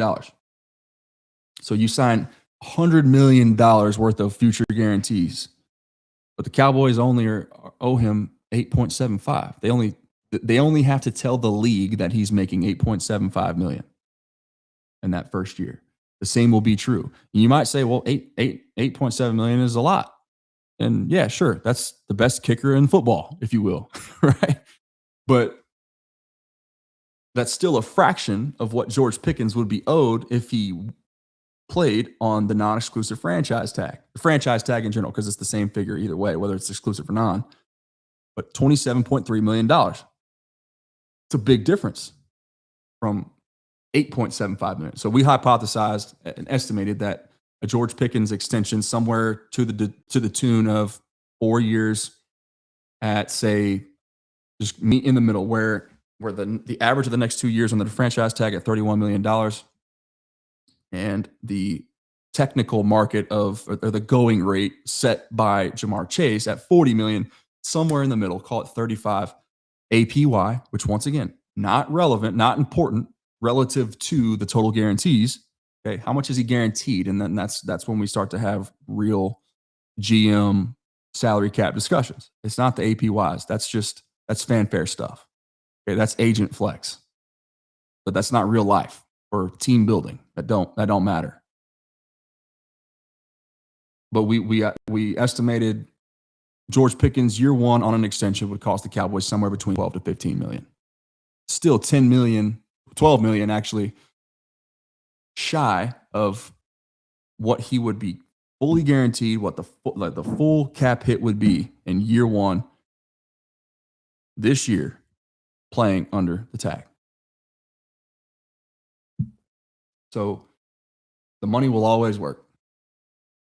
That's the ultimate, the bottom line here, man. I don't know how else to say it.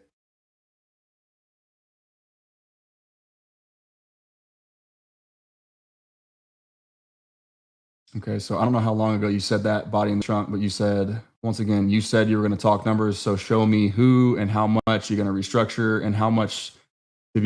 Am I crazy? Which one of us is not making sense here? And if it's me, please let me know.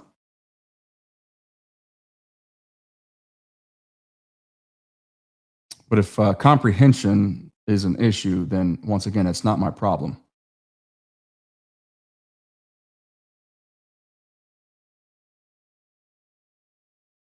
What have I missed? I haven't checked the chat in a minute. So, okay, to researchers' point, basically we'll have 100 plus million available. Where they started, all right, so now this is where it gets a little bit nuanced, okay? And we'll continue the timeline, the time spent trying to convey to some people who either are unwilling or unable to listen and process what we're discussing. We'll extend it a little bit further, I guess. But for researcher, this is for you because I appreciate you and I respect you. And I know you mean well and you're not a troll. But so we basically will have 100 plus million available. Not necessarily true. So they'll create 100 plus million with the 7 simple steps that we conveyed. It was 2 cuts, one of which already happened. That was Trey Diggs. That saved him about 12 on this year's books. The other one that we predicted at the time was Terrence Steele would have saved 13 million cutting him. Just call it 14, I think is what it is. But as we know now, the Cowboys are leaning towards retaining his services because they're telling us by, just the information, the tea leaves and the breadcrumbs that we're picking up. They don't feel comfortable and they don't want to try to, they don't feel comfortable with Nate Thomas, comfortable enough to save that money. And they don't want the headache of trying to replace let's just say a replacement level starter at right tackle when the offense was just humming last year and it's only going to continue to improve. So we think, so one would naturally expect in year 2 of a system with everybody returning.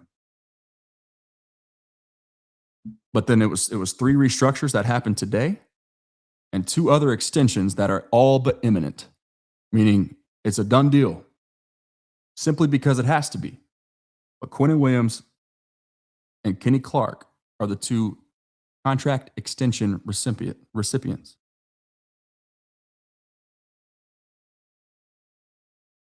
So 3 big ones from within. Big money, big spending, aggression. That's what we've been talking about, right? Aggression doesn't mean they go out and sign the 7 top free agents from like outside asset free agents. Big aggressive spending means go get you a Max. Trade up in the draft if you have to go get you a Caleb. But extend Kenny, which they will very soon. Extend Quinnen, which they will very soon. Extend George Pickens, which we hope will happen very soon. That is aggression. That is big spending. And then, of course, obviously, you supplement your holes. They're going to sign a linebacker in free agency because that's the right thing to do. That's the smart, modern team building thing to do. You address your holes in free agency before you get to the draft. They're going to sign a safety. Might trade for one if they don't cut Minkah Fitzpatrick in time. We'll see about that one. But they're not shy to trade. We found that out last year. How many they made 5 trades last year? The Micah and Kenny one, the Quinnen one, the Kyer Elam trade, the Logan Wilson trade, which was a 7th round pick. There's one more I'm forgetting, I think. Maybe I want to say there was 5. Like I said, I'm getting tired.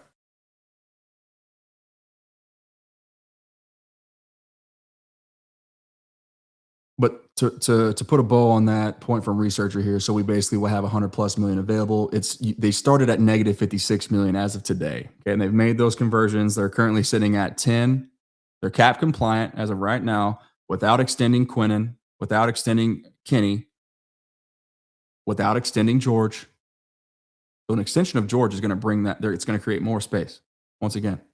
So just to make that clear, okay, they could restructure Bland if they have to. And we were in the process of pulling up all the other contracts. I think we actually did it. Let me see if I did that. Yeah. So right here, let me share this screen with y'all.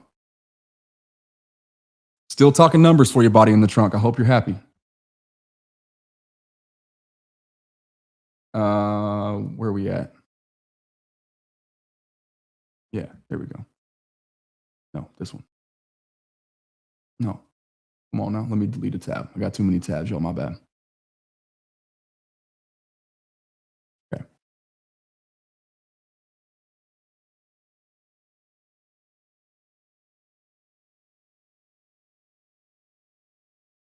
So the restructure potential was the other thought that we were gonna get to.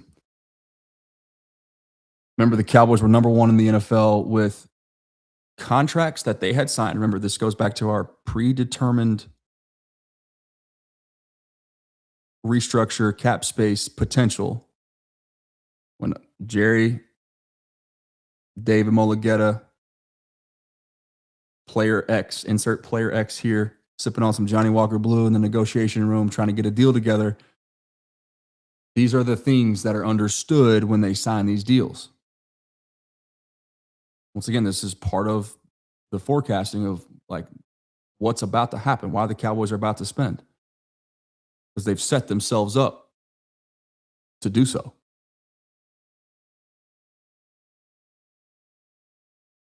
You just got to be able, you just got to know where to look, know what to look for, and know where and how to find it.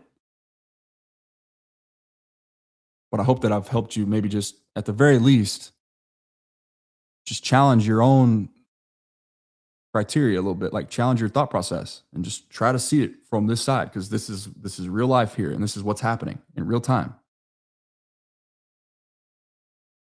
Okay, restructure potential. The Cowboys were number 1 because of big contracts that are all timed up through the same win-it window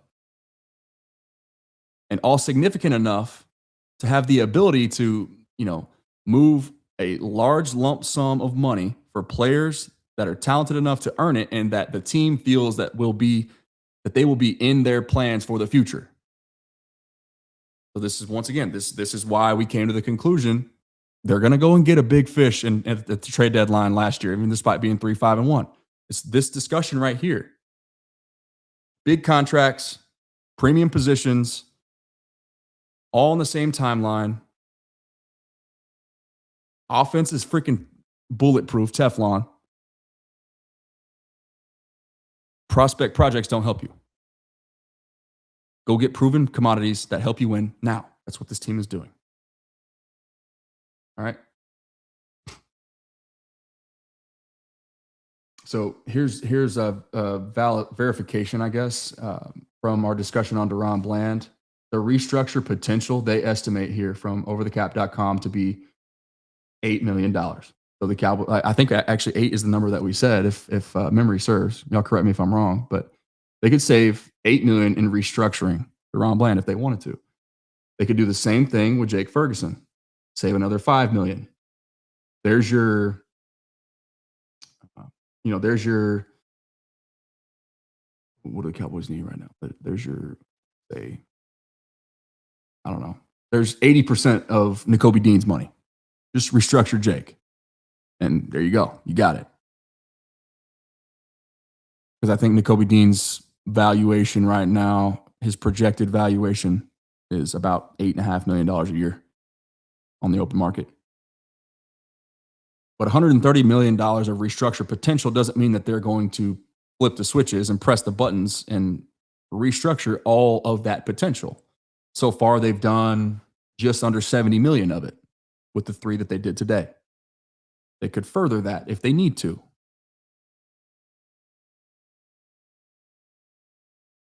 But it was starting at negative 56. So now they're positive 10. All this other potential here.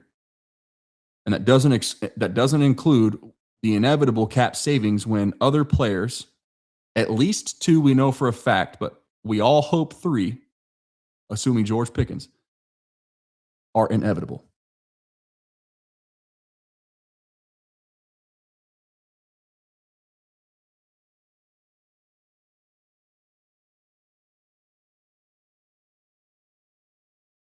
We haven't even talked about Osa yet. Restructuring Osa would free up another 13 million. Actually, so let's say 12. We're not going to round up because that's not halfway there.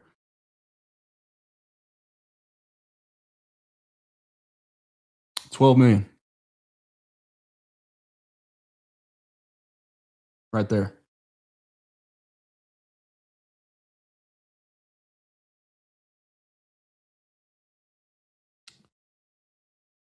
What else do we need to talk about? What do we need to touch on? Great point on Guyton. Or not, I don't want to say that's a great point, but I mean, I don't disagree is what I meant to say. Try to convey that, man. This dude was a full-time basketball player till 2019.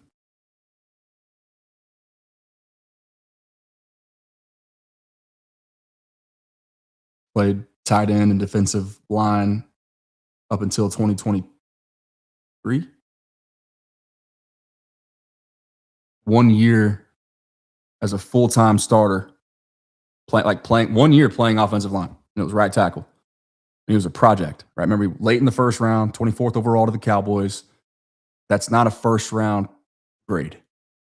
He was always a project, a developmental guy. Cowboys will tell you they had him graded as a first-round pick, one of their 13 in that cycle. But, grain of salt with that. Who knows if that's true or not. But the reality is that the league didn't value Tyler Guyton as a first-round draft pick. But the Cowboys, they hit on that one. And I know not a lot of people agree with that right now, but that's okay. I know the way Clayton Adams talks about him. I know what I saw, and we had an entire project dedicated to this last year in the preseason, the conviction in his eyes and in his voice when he spoke on the things that he learned from his rookie campaign, which was an embarrassment, which was a bust, which was worthy of bust chatter. I saw a different dude. I saw a pro becoming a pro. I saw a guy that started to take himself seriously and admitted as such that he He didn't know what fully entailed. Like what he thought it was just cool to be in the National Football League. He didn't know how to be a pro. The dude was a freaking, I mean, he's a daggum basketball player full time, just 4 years prior. Right? So it was always going to take a little bit of time. But the reason why, even despite such, like despite the understood development, the project label that was associated with him, even at the time, the 6'8", 330-pound basketball feet with rare length is a sought-after commodity that's obvious to anybody with even the slightest hint of an imagination. All right, we hypothesized the growth based on his words in the offseason. We watched it live whenever we went to Oxnard and saw him play. We heard people like Vach unpacking it who were there before I got there and was watching him rep against everybody and look like a completely changed man.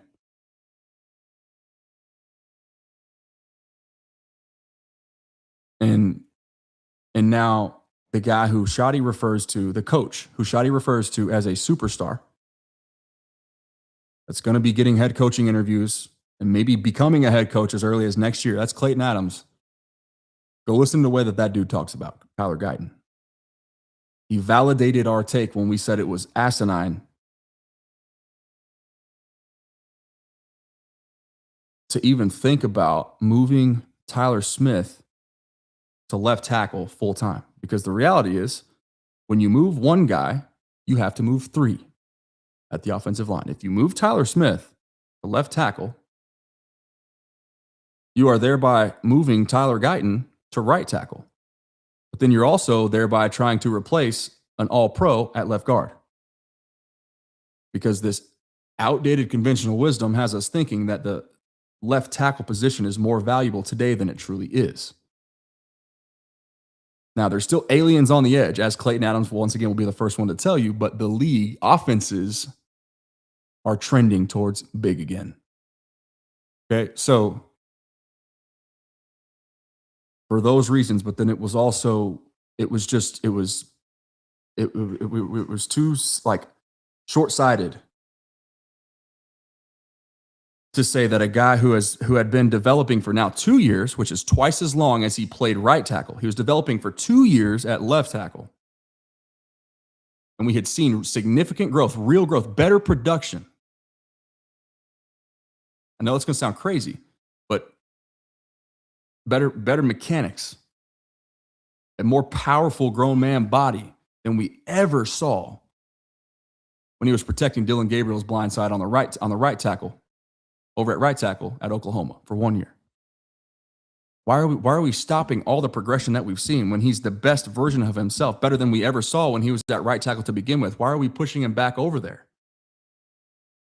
And why can't we comprehend that not only when you move one offensive lineman, you move three, not only when you move an all-pro away from his position where he's an all-pro, you make him worse. You intentionally get worse. You got to move three guys when you try to move one. But then on top of that, the cherry on top is you're making one position weaker to try to make a position that you think is more important stronger.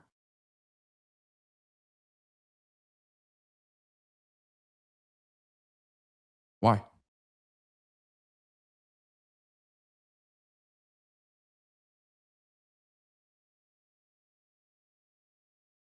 Y'all ready to talk free agency, huh? I know I need to have a full, just like a dedicated free agent segment, man.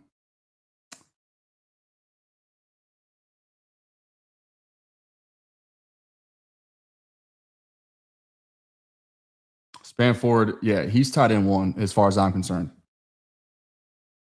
I wrote an article for Athlon Sports last year before training camp.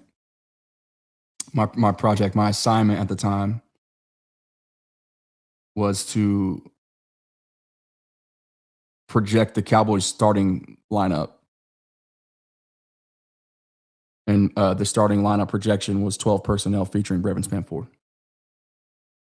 And then we hyper focused on him as a result of that, just because it kind of it was cool to watch his mentality, man. He plays the exact way that we've been unpacking that the modern offenses in football, the Cowboys especially, are one of them. He plays the way that the league is trending. All right, and that's they're get ready for his extension as early as next year. And remember, he was a UDFA, 500,000 if memory serves. So he would become actually a restricted free agent. I think it's 3 years of accrued service, right? For that, I'm pretty sure. And I'm tired.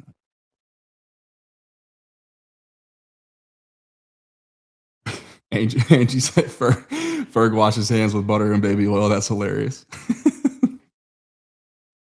Oh, that's good stuff, Angie. This one's for you. Damn!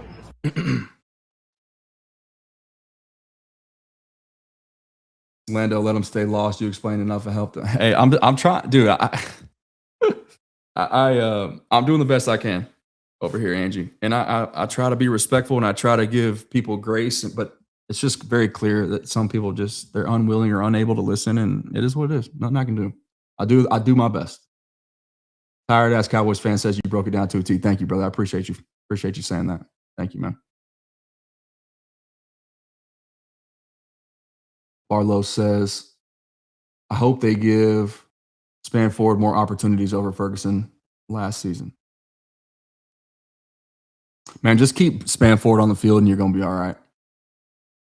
I don't care if he catches the football. You need that dude out there. Go watch the Seahawks tight ends play. That'll explain a lot. Bro, they can't create anywhere near 100 million. They can open up 60, but they'd need 40 million of that to pay Pickens, Aubrey, Bass, Javonte, Stewart, and the draft picks. They'll also have huge holes at right tackle and safety. Okay, so obviously we don't have time to walk through all that again, but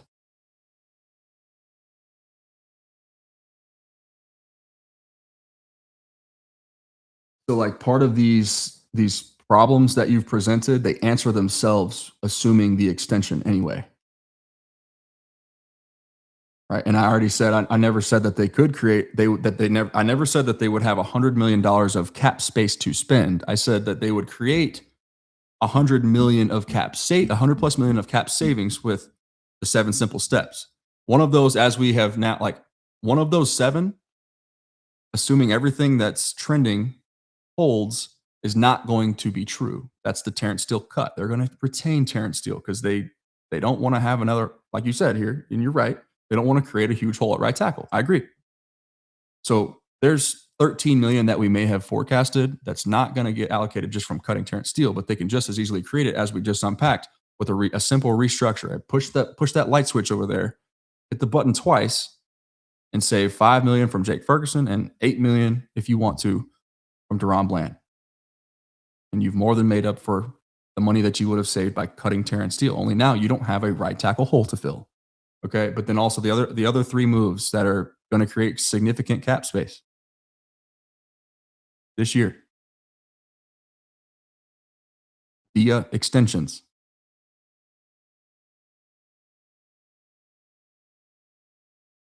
They're going to have to pay about, you allocate roughly 10 to 12 million dollars. Let's call it 15 this year, inflation. 15 million for the rookie class.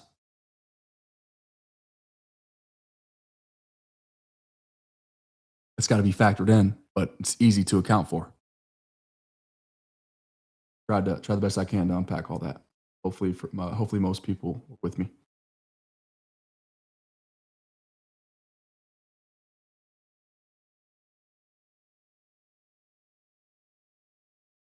Pay the draft picks. I mean, it's technically true. It's.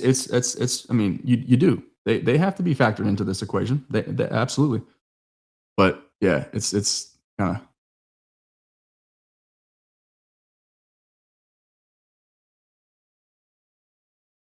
What are the actual chances of Max to the boys? Well, there are some sources out there. Once again, grain of salt. Listen, if I haven't said this yet, or if it hasn't been made clear, I'm not sitting here telling y'all that Max Crosby is going to be a Cowboy, because I honestly only a couple people right now know if that's going to be the case or not. I'm telling you that he very easily could be a Dallas Cowboy, and he definitely should. But sources, the latest inkling, if we just disregard Max Crosby's cryptic song that he played in his car that featured the words cowboy, the word Cowboys in there.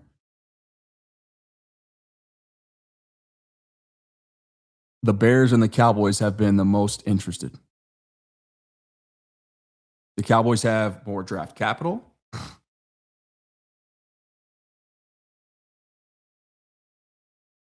Technically, they have picks 12 and 20. The Bears have pick 26.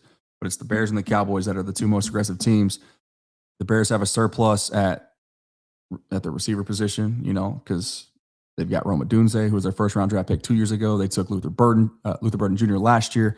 They already had DJ Moore on a top 10 highest paid receiver salary. He's recently been floated as a potential trade candidate. They're actively shopping him.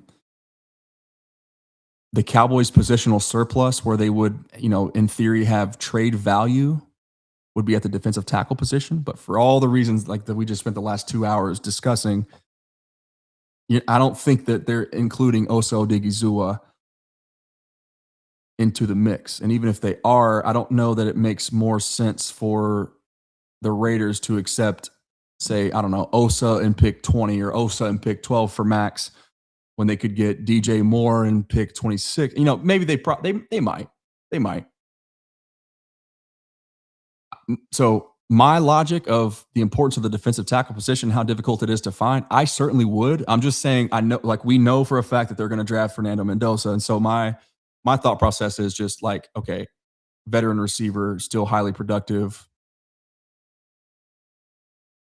It would maybe make more sense for them to take that deal, 26, and DJ Moore, because that's a guy that can directly, it's going to be directly associated with Fernando, pitch and catch. I don't know. I'm not sure what they'll do.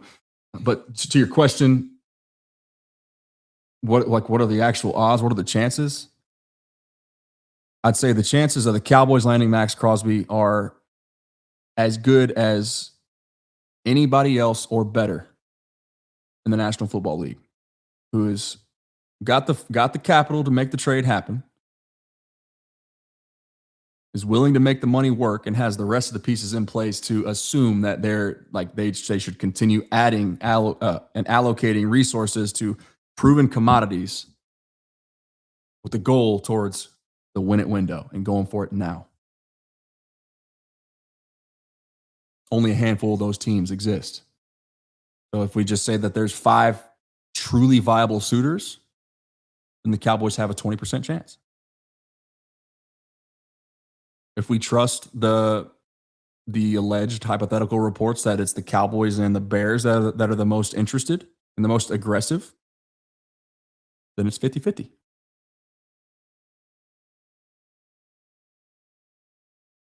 But one way or another,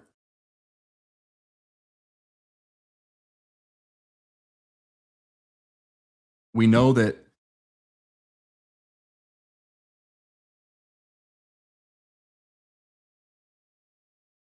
the most premium position in outside free agency this year, or the trade market, because we also obviously have to include Max Crosby into this discussion, considering this project is dedicated to that situation. But the difference-making talent in the open market, with the most amount of potential assets to go out and acquire, is at the edge position. Whether the Cowboys get Max Crosby or not, I'm willing right now to sit here and guarantee that either Trey Hendrickson, Jalen Phillips, Boye Mafe, or Max Crosby will be a Dallas Cowboy. at some point over the course of the next couple weeks. I'm walking out on a limb to guarantee that one of those four men or somebody similar, Trey Hendrickson, Jalen Phillips, Boye Mafe, Maxx Crosby. The Trey Hendrickson thing is tricky, right? The Jalen Phillips thing is tricky. I think Boye Mafe is technically projected to be the most value, like have the most value for you.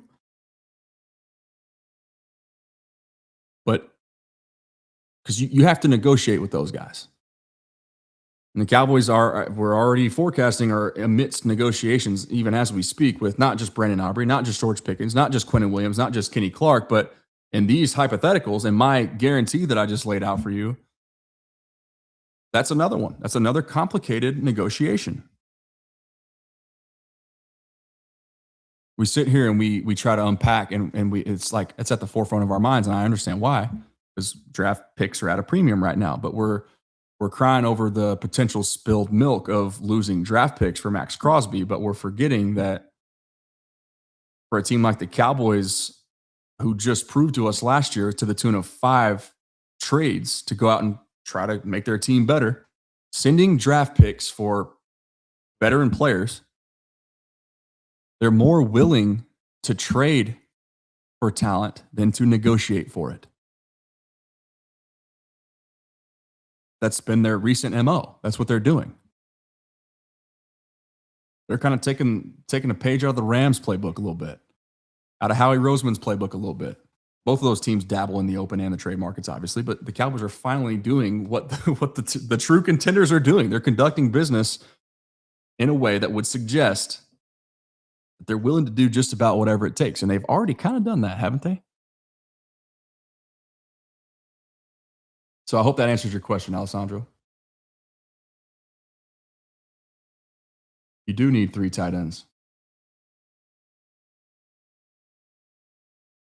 And this Cowboys team in particular, as we know, they need not just 3, but they're really carrying 4 because of Hunter Lipke, because he does tight end things as well. But in this league, teams could be rostering 4 or 5 tight ends if they want to. We're going to see teams do that. Ask the Steelers about that one. Ask the Rams about that one.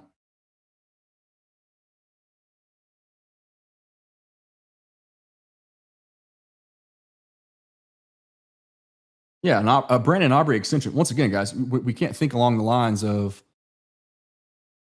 APYs. APYs will have your brain in a pretzel as far as how they're going to make all this stuff work. And we'll close with this.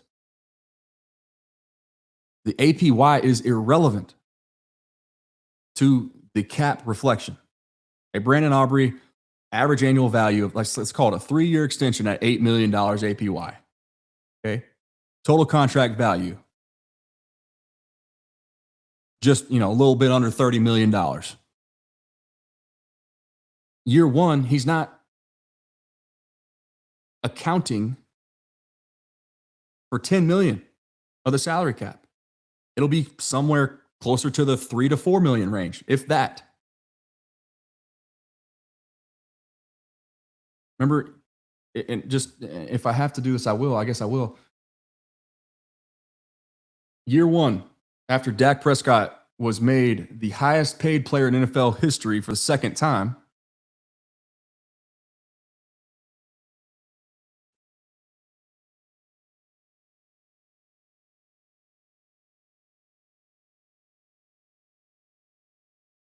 remember, everybody was saying he signed for $60 million APY, right? That was the indictment against him. You're paying that guy $60 million a year? Well, not quite. Year 1, he accounted for $44 million. Year 2, 50. Year 3, 43. Even cheaper than he was in year 1 because of what? Restructures. Oh, damn. Lando, they're screwed. They restructured him this year. That means they got to pay him just short of $80 million next year. That's the chart that I'm looking at right now. Let me share it with y'all real quick.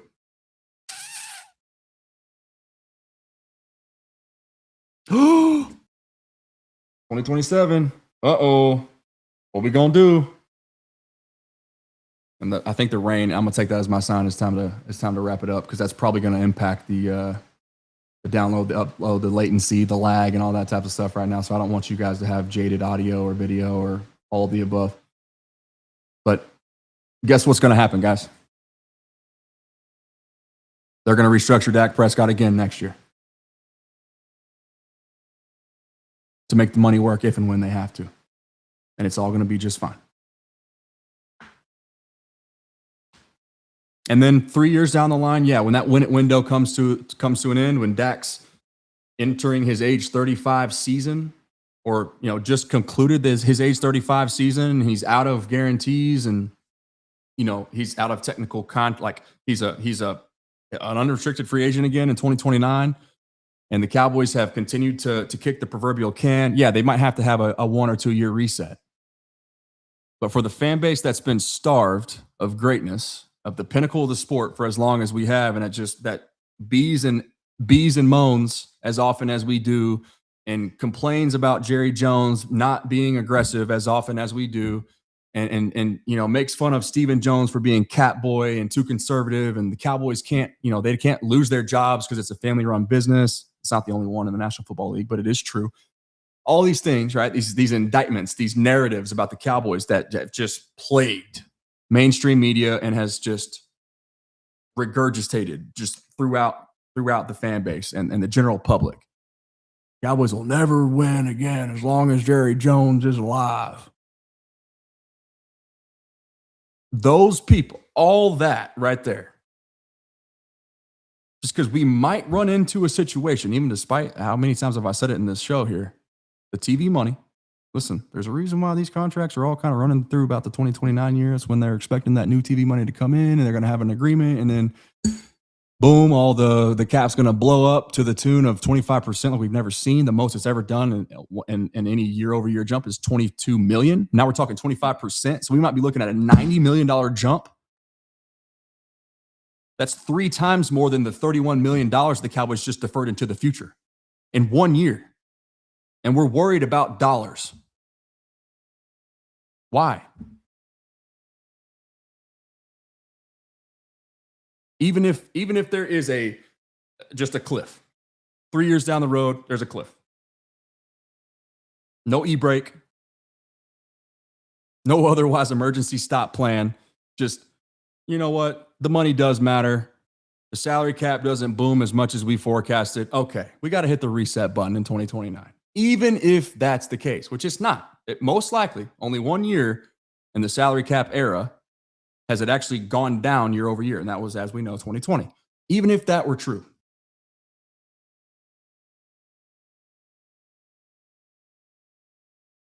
you telling me the fan base that's been so hypercritical of the Jones family,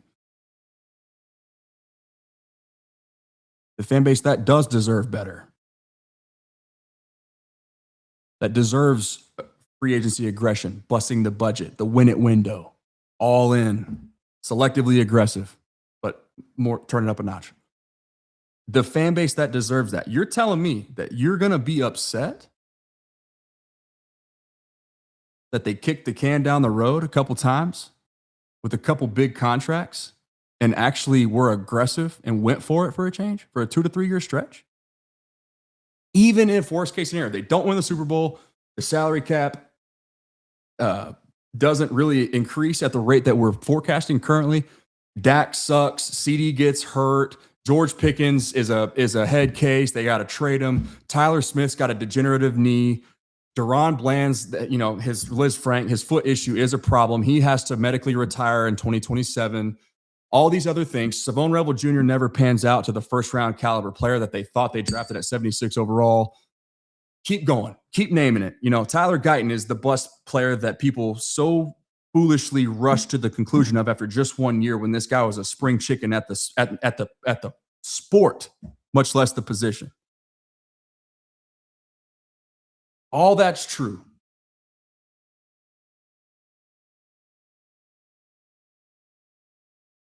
But they acted differently in that process, in that 3-year stretch. They actually went for it. They actually did the things that the fan base has been calling for the better half of the last decade and a half, really since Stephen Jones took over and became known as the cat boy. That was the walking meme, right?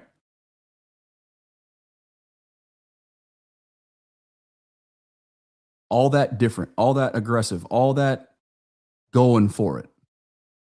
You're telling me you ain't signing up for that? You don't want to see it? Well, get ready.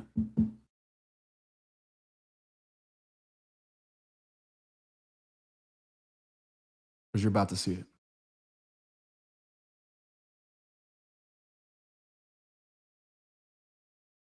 Man, this has been an insane show. I don't even know what numbers we hit. I don't, that was the fastest 2 hours and 15 minutes of my life. You guys have been having a great time in here. I am really bad. I apologize as often as I can, y'all. I'm not the best at keeping up with the chat. I will get better. Trust me. I have a tendency to ramble. I'm long-winded. I'm ADD as all get out, and it's hard for me to stay on topic sometimes. But this is the one thing I know, man. This stuff. This is all I know. Sports in general. Right? Played baseball. Chased that dream longer than I probably should have. But playing baseball, talking football is the only things that I've ever considered myself a professional at. And we're a small YouTube niche specific channel right now, just short of 8,000. Not a lot of people know who we are over here, but guess what? None of that matters to me because you guys know. Y'all are here for a reason. I'm here for you because I am you. And we know the sports below the surface truth about this team, about real life, about team building, about general managing. I'm not saying that I am a general manager or that I ever will be one. I'm saying that I try to think along those lines and convey the objective sports below the surface truth in the process. We have a tendency to hyperfixate on numbers and money on this platform lately, especially. Just I feel like there's not a lot of platforms that are devoted to that. Even the Spotracks and overthecap.coms of the world don't really have, like they have YouTube channels where they kind of talk about some of this stuff, but there's a lot of questions. Like there's a void. I've been trying to reach out to Spotrack, like, listen, y'all, put me on your payroll, man. Let me represent you. Put me through a course. I feel like I have a very strong understanding of how this stuff works. But hey, Spotrack, Jason, OTC from overthecap.com, put me through a course. 6 months. That's all I do is study numbers, study contracts, study the salary cap, study signing bonuses and prorations and restructures and cap impacts. Let me be that expert for you. Why? For the same reason that I'm here, to bridge the gap between mainstream fake take sports media and the true fan like you guys, however many of you are still in here with me right now. I think it shows 96. I don't know what we peaked at, but almost 2.5 hours in, that's insane, man. Seriously, shout out to you guys. That's crazy. But let me bridge that gap. Let me be that dude. There's a void. There's a gap in the market. There's a need for it. Clearly. Was this last 2.5 hours right here not evidence of that? We just talked salary cap and numbers for 2.5 hours. And there's 100 of you that are still in here. You kidding me? Yeah!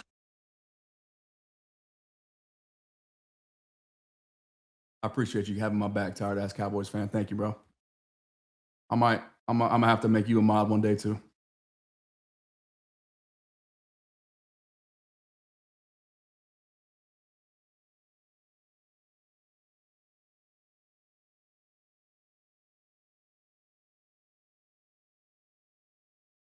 Kenneth Easley. Yeah, yeah.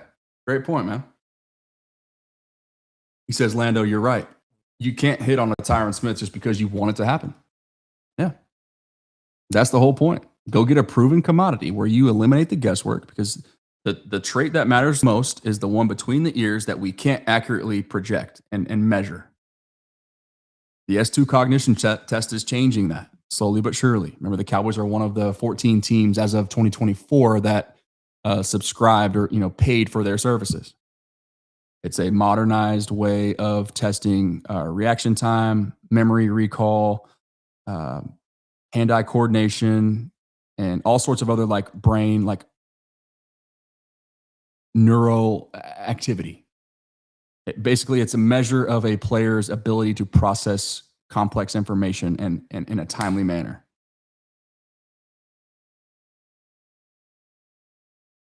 That stuff is slowly but surely coming of age and taking a front seat in the evaluation process.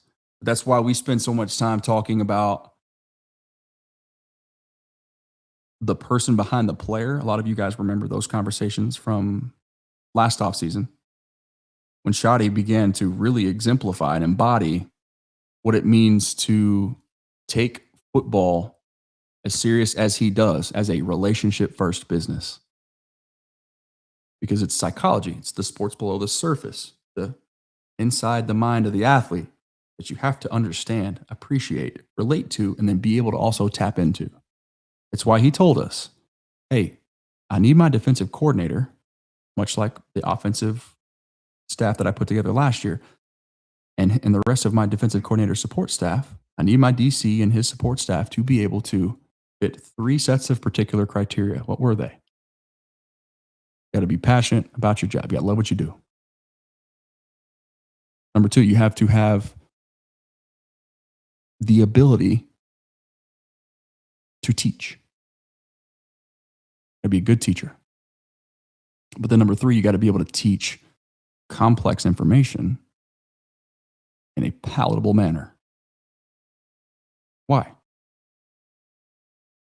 Because the person behind the player, you get the person to buy in if you connect with them, if you get to know them, if you illustrate to them that you truly care about who they are. George Pickens, beloved in that locker room. The football people in that building, as a source inside the Star told us, would have an aneurysm if they let him go. All these thought processes are the same exact reason for why this Maxx Crosby momentum is actually real. Whether it happens or not is not up to me. I'm not predicting that it will. What I am telling you is that this team has been setting this up, this aggressive free agent and trade market run. They've already been proving it to us. If they were going to remain conservative, they would have done so and held on to their picks and not traded away future capital for a proven player like Quinnen Williams. They would have held on to their assets, planned for the future. They wouldn't have, hit the restructure buttons that they just hit as of today. Yes, that was to become cap compliant, but they're not done. The extensions are coming. More money will be created. So on and so forth. I'm not telling you that Maxx Crosby is going to be a Cowboy. All I'm saying is that he absolutely could. Money, draft, capital, the win it window, all that be damned. All that is not an issue, is what I'm saying. So he very well could.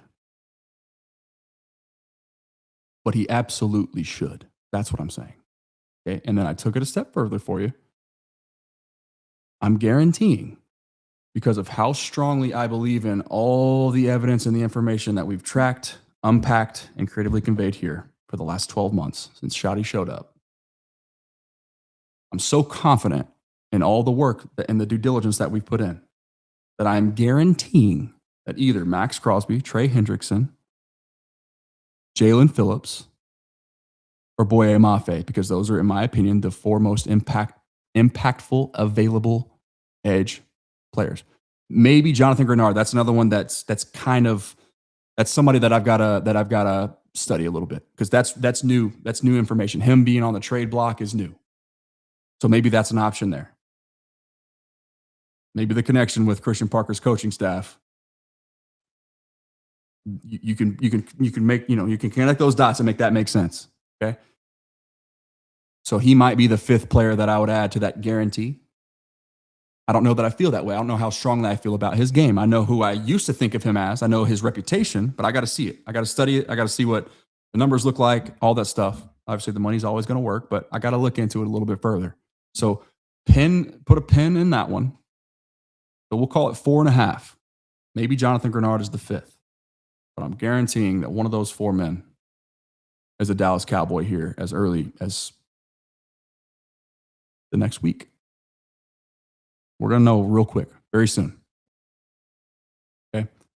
I appreciate y'all very much, man. If you haven't already, please hit the like button for me. Consider subscribing. The membership option is available to you. Those who are members, lifers, there's labbers and then there's lifers. Either of those, if you take your support for this platform to the next step, one step further, you will be, I'll send you a link. You'll get access to it's basically just this community's private chat where round the clock, we're kind of holding each other accountable, asking questions, giving thought-provoking intel, or just having these same sports below the surface discussions round the clock. And it'll be just a membership specific private chat, and all you guys can have direct access and communication to me. Twitter is the best place to reach me, and that's usually where I'm most active throughout the day. Trying now, it's a goal of mine. It's literally on my whiteboard right here. Respond to every comment on YouTube. Begin cultivating that community. I understand the importance of that. Time is not my friend, and I apologize in advance for any comments that get left unresponded to or unnoticed. It's not intentional, and I know you spend your valuable time typing out thought-provoking questions, and it does pain me to know that most of them, as of today, just because of my current situation with my family, 3 small children that I love so much, my free time ain't free. All right. But those are all the sort of the housekeeping notes. Any hat or shirt that you see me wear, pullover, hoodie, whatever the case, is all thanks to my friends over at Waggle. GetYourWaggleOn.com. You can use code Lando Show for a 10% discount. And all your Western wear needs at JustinBoots.com. Code The Lando Show, TheLandoshow. No the in the GetYourWaggleOn.com. But you guys can see I showcased my closet today that has all my hats in it for the last 3 years. You guys that have been watching me, you've heard me mention Waggle all the time. You've seen me wearing Waggle all the time, but I took y'all behind the scenes today of my hat closet, and it's absurd. But the point was to show you that you don't have to know, like, or even be good at golf to love what they do. They are technically a golf apparel manufacturer. But they're the official hat partner of the Lando Show, and they have something for everybody. And if you don't believe me, either go to their website and see for yourself, or go find my most recent reel that I posted on Instagram today, and you can see a little behind the scenes perspective into my hat closet. It's crazy, but love the good folks over there at GetYourWaggleOn.com and at Justin Boots for being so gracious, working with me. Truly fantastic people. Truly unique opportunities to work with companies like them. I'm not pushing like the typical, put $100 down into a betting site and, get $100 of free play or whatever. Like they'll match your offer. I don't. To me, it's just not my thing. It ain't for me. I understand a lot of people love it, and there's nothing against them. More power to them. But I truly do feel blessed to be able to work with companies like Waggle and Justin. I don't take that opportunity for granted as well. Just like I don't take the opportunity for granted to represent each and every single one of you that just gave me your ever so valuable time tonight. All right. Tell a friend where they can find the fastest growing sports below the surface truth outlet for their Dallas Cowboys, where we have in-depth and nuanced discussions like these on the regular. Hit the subscribe button for me. Remember that prayer changes things and the war is already won. I'll talk to you guys soon.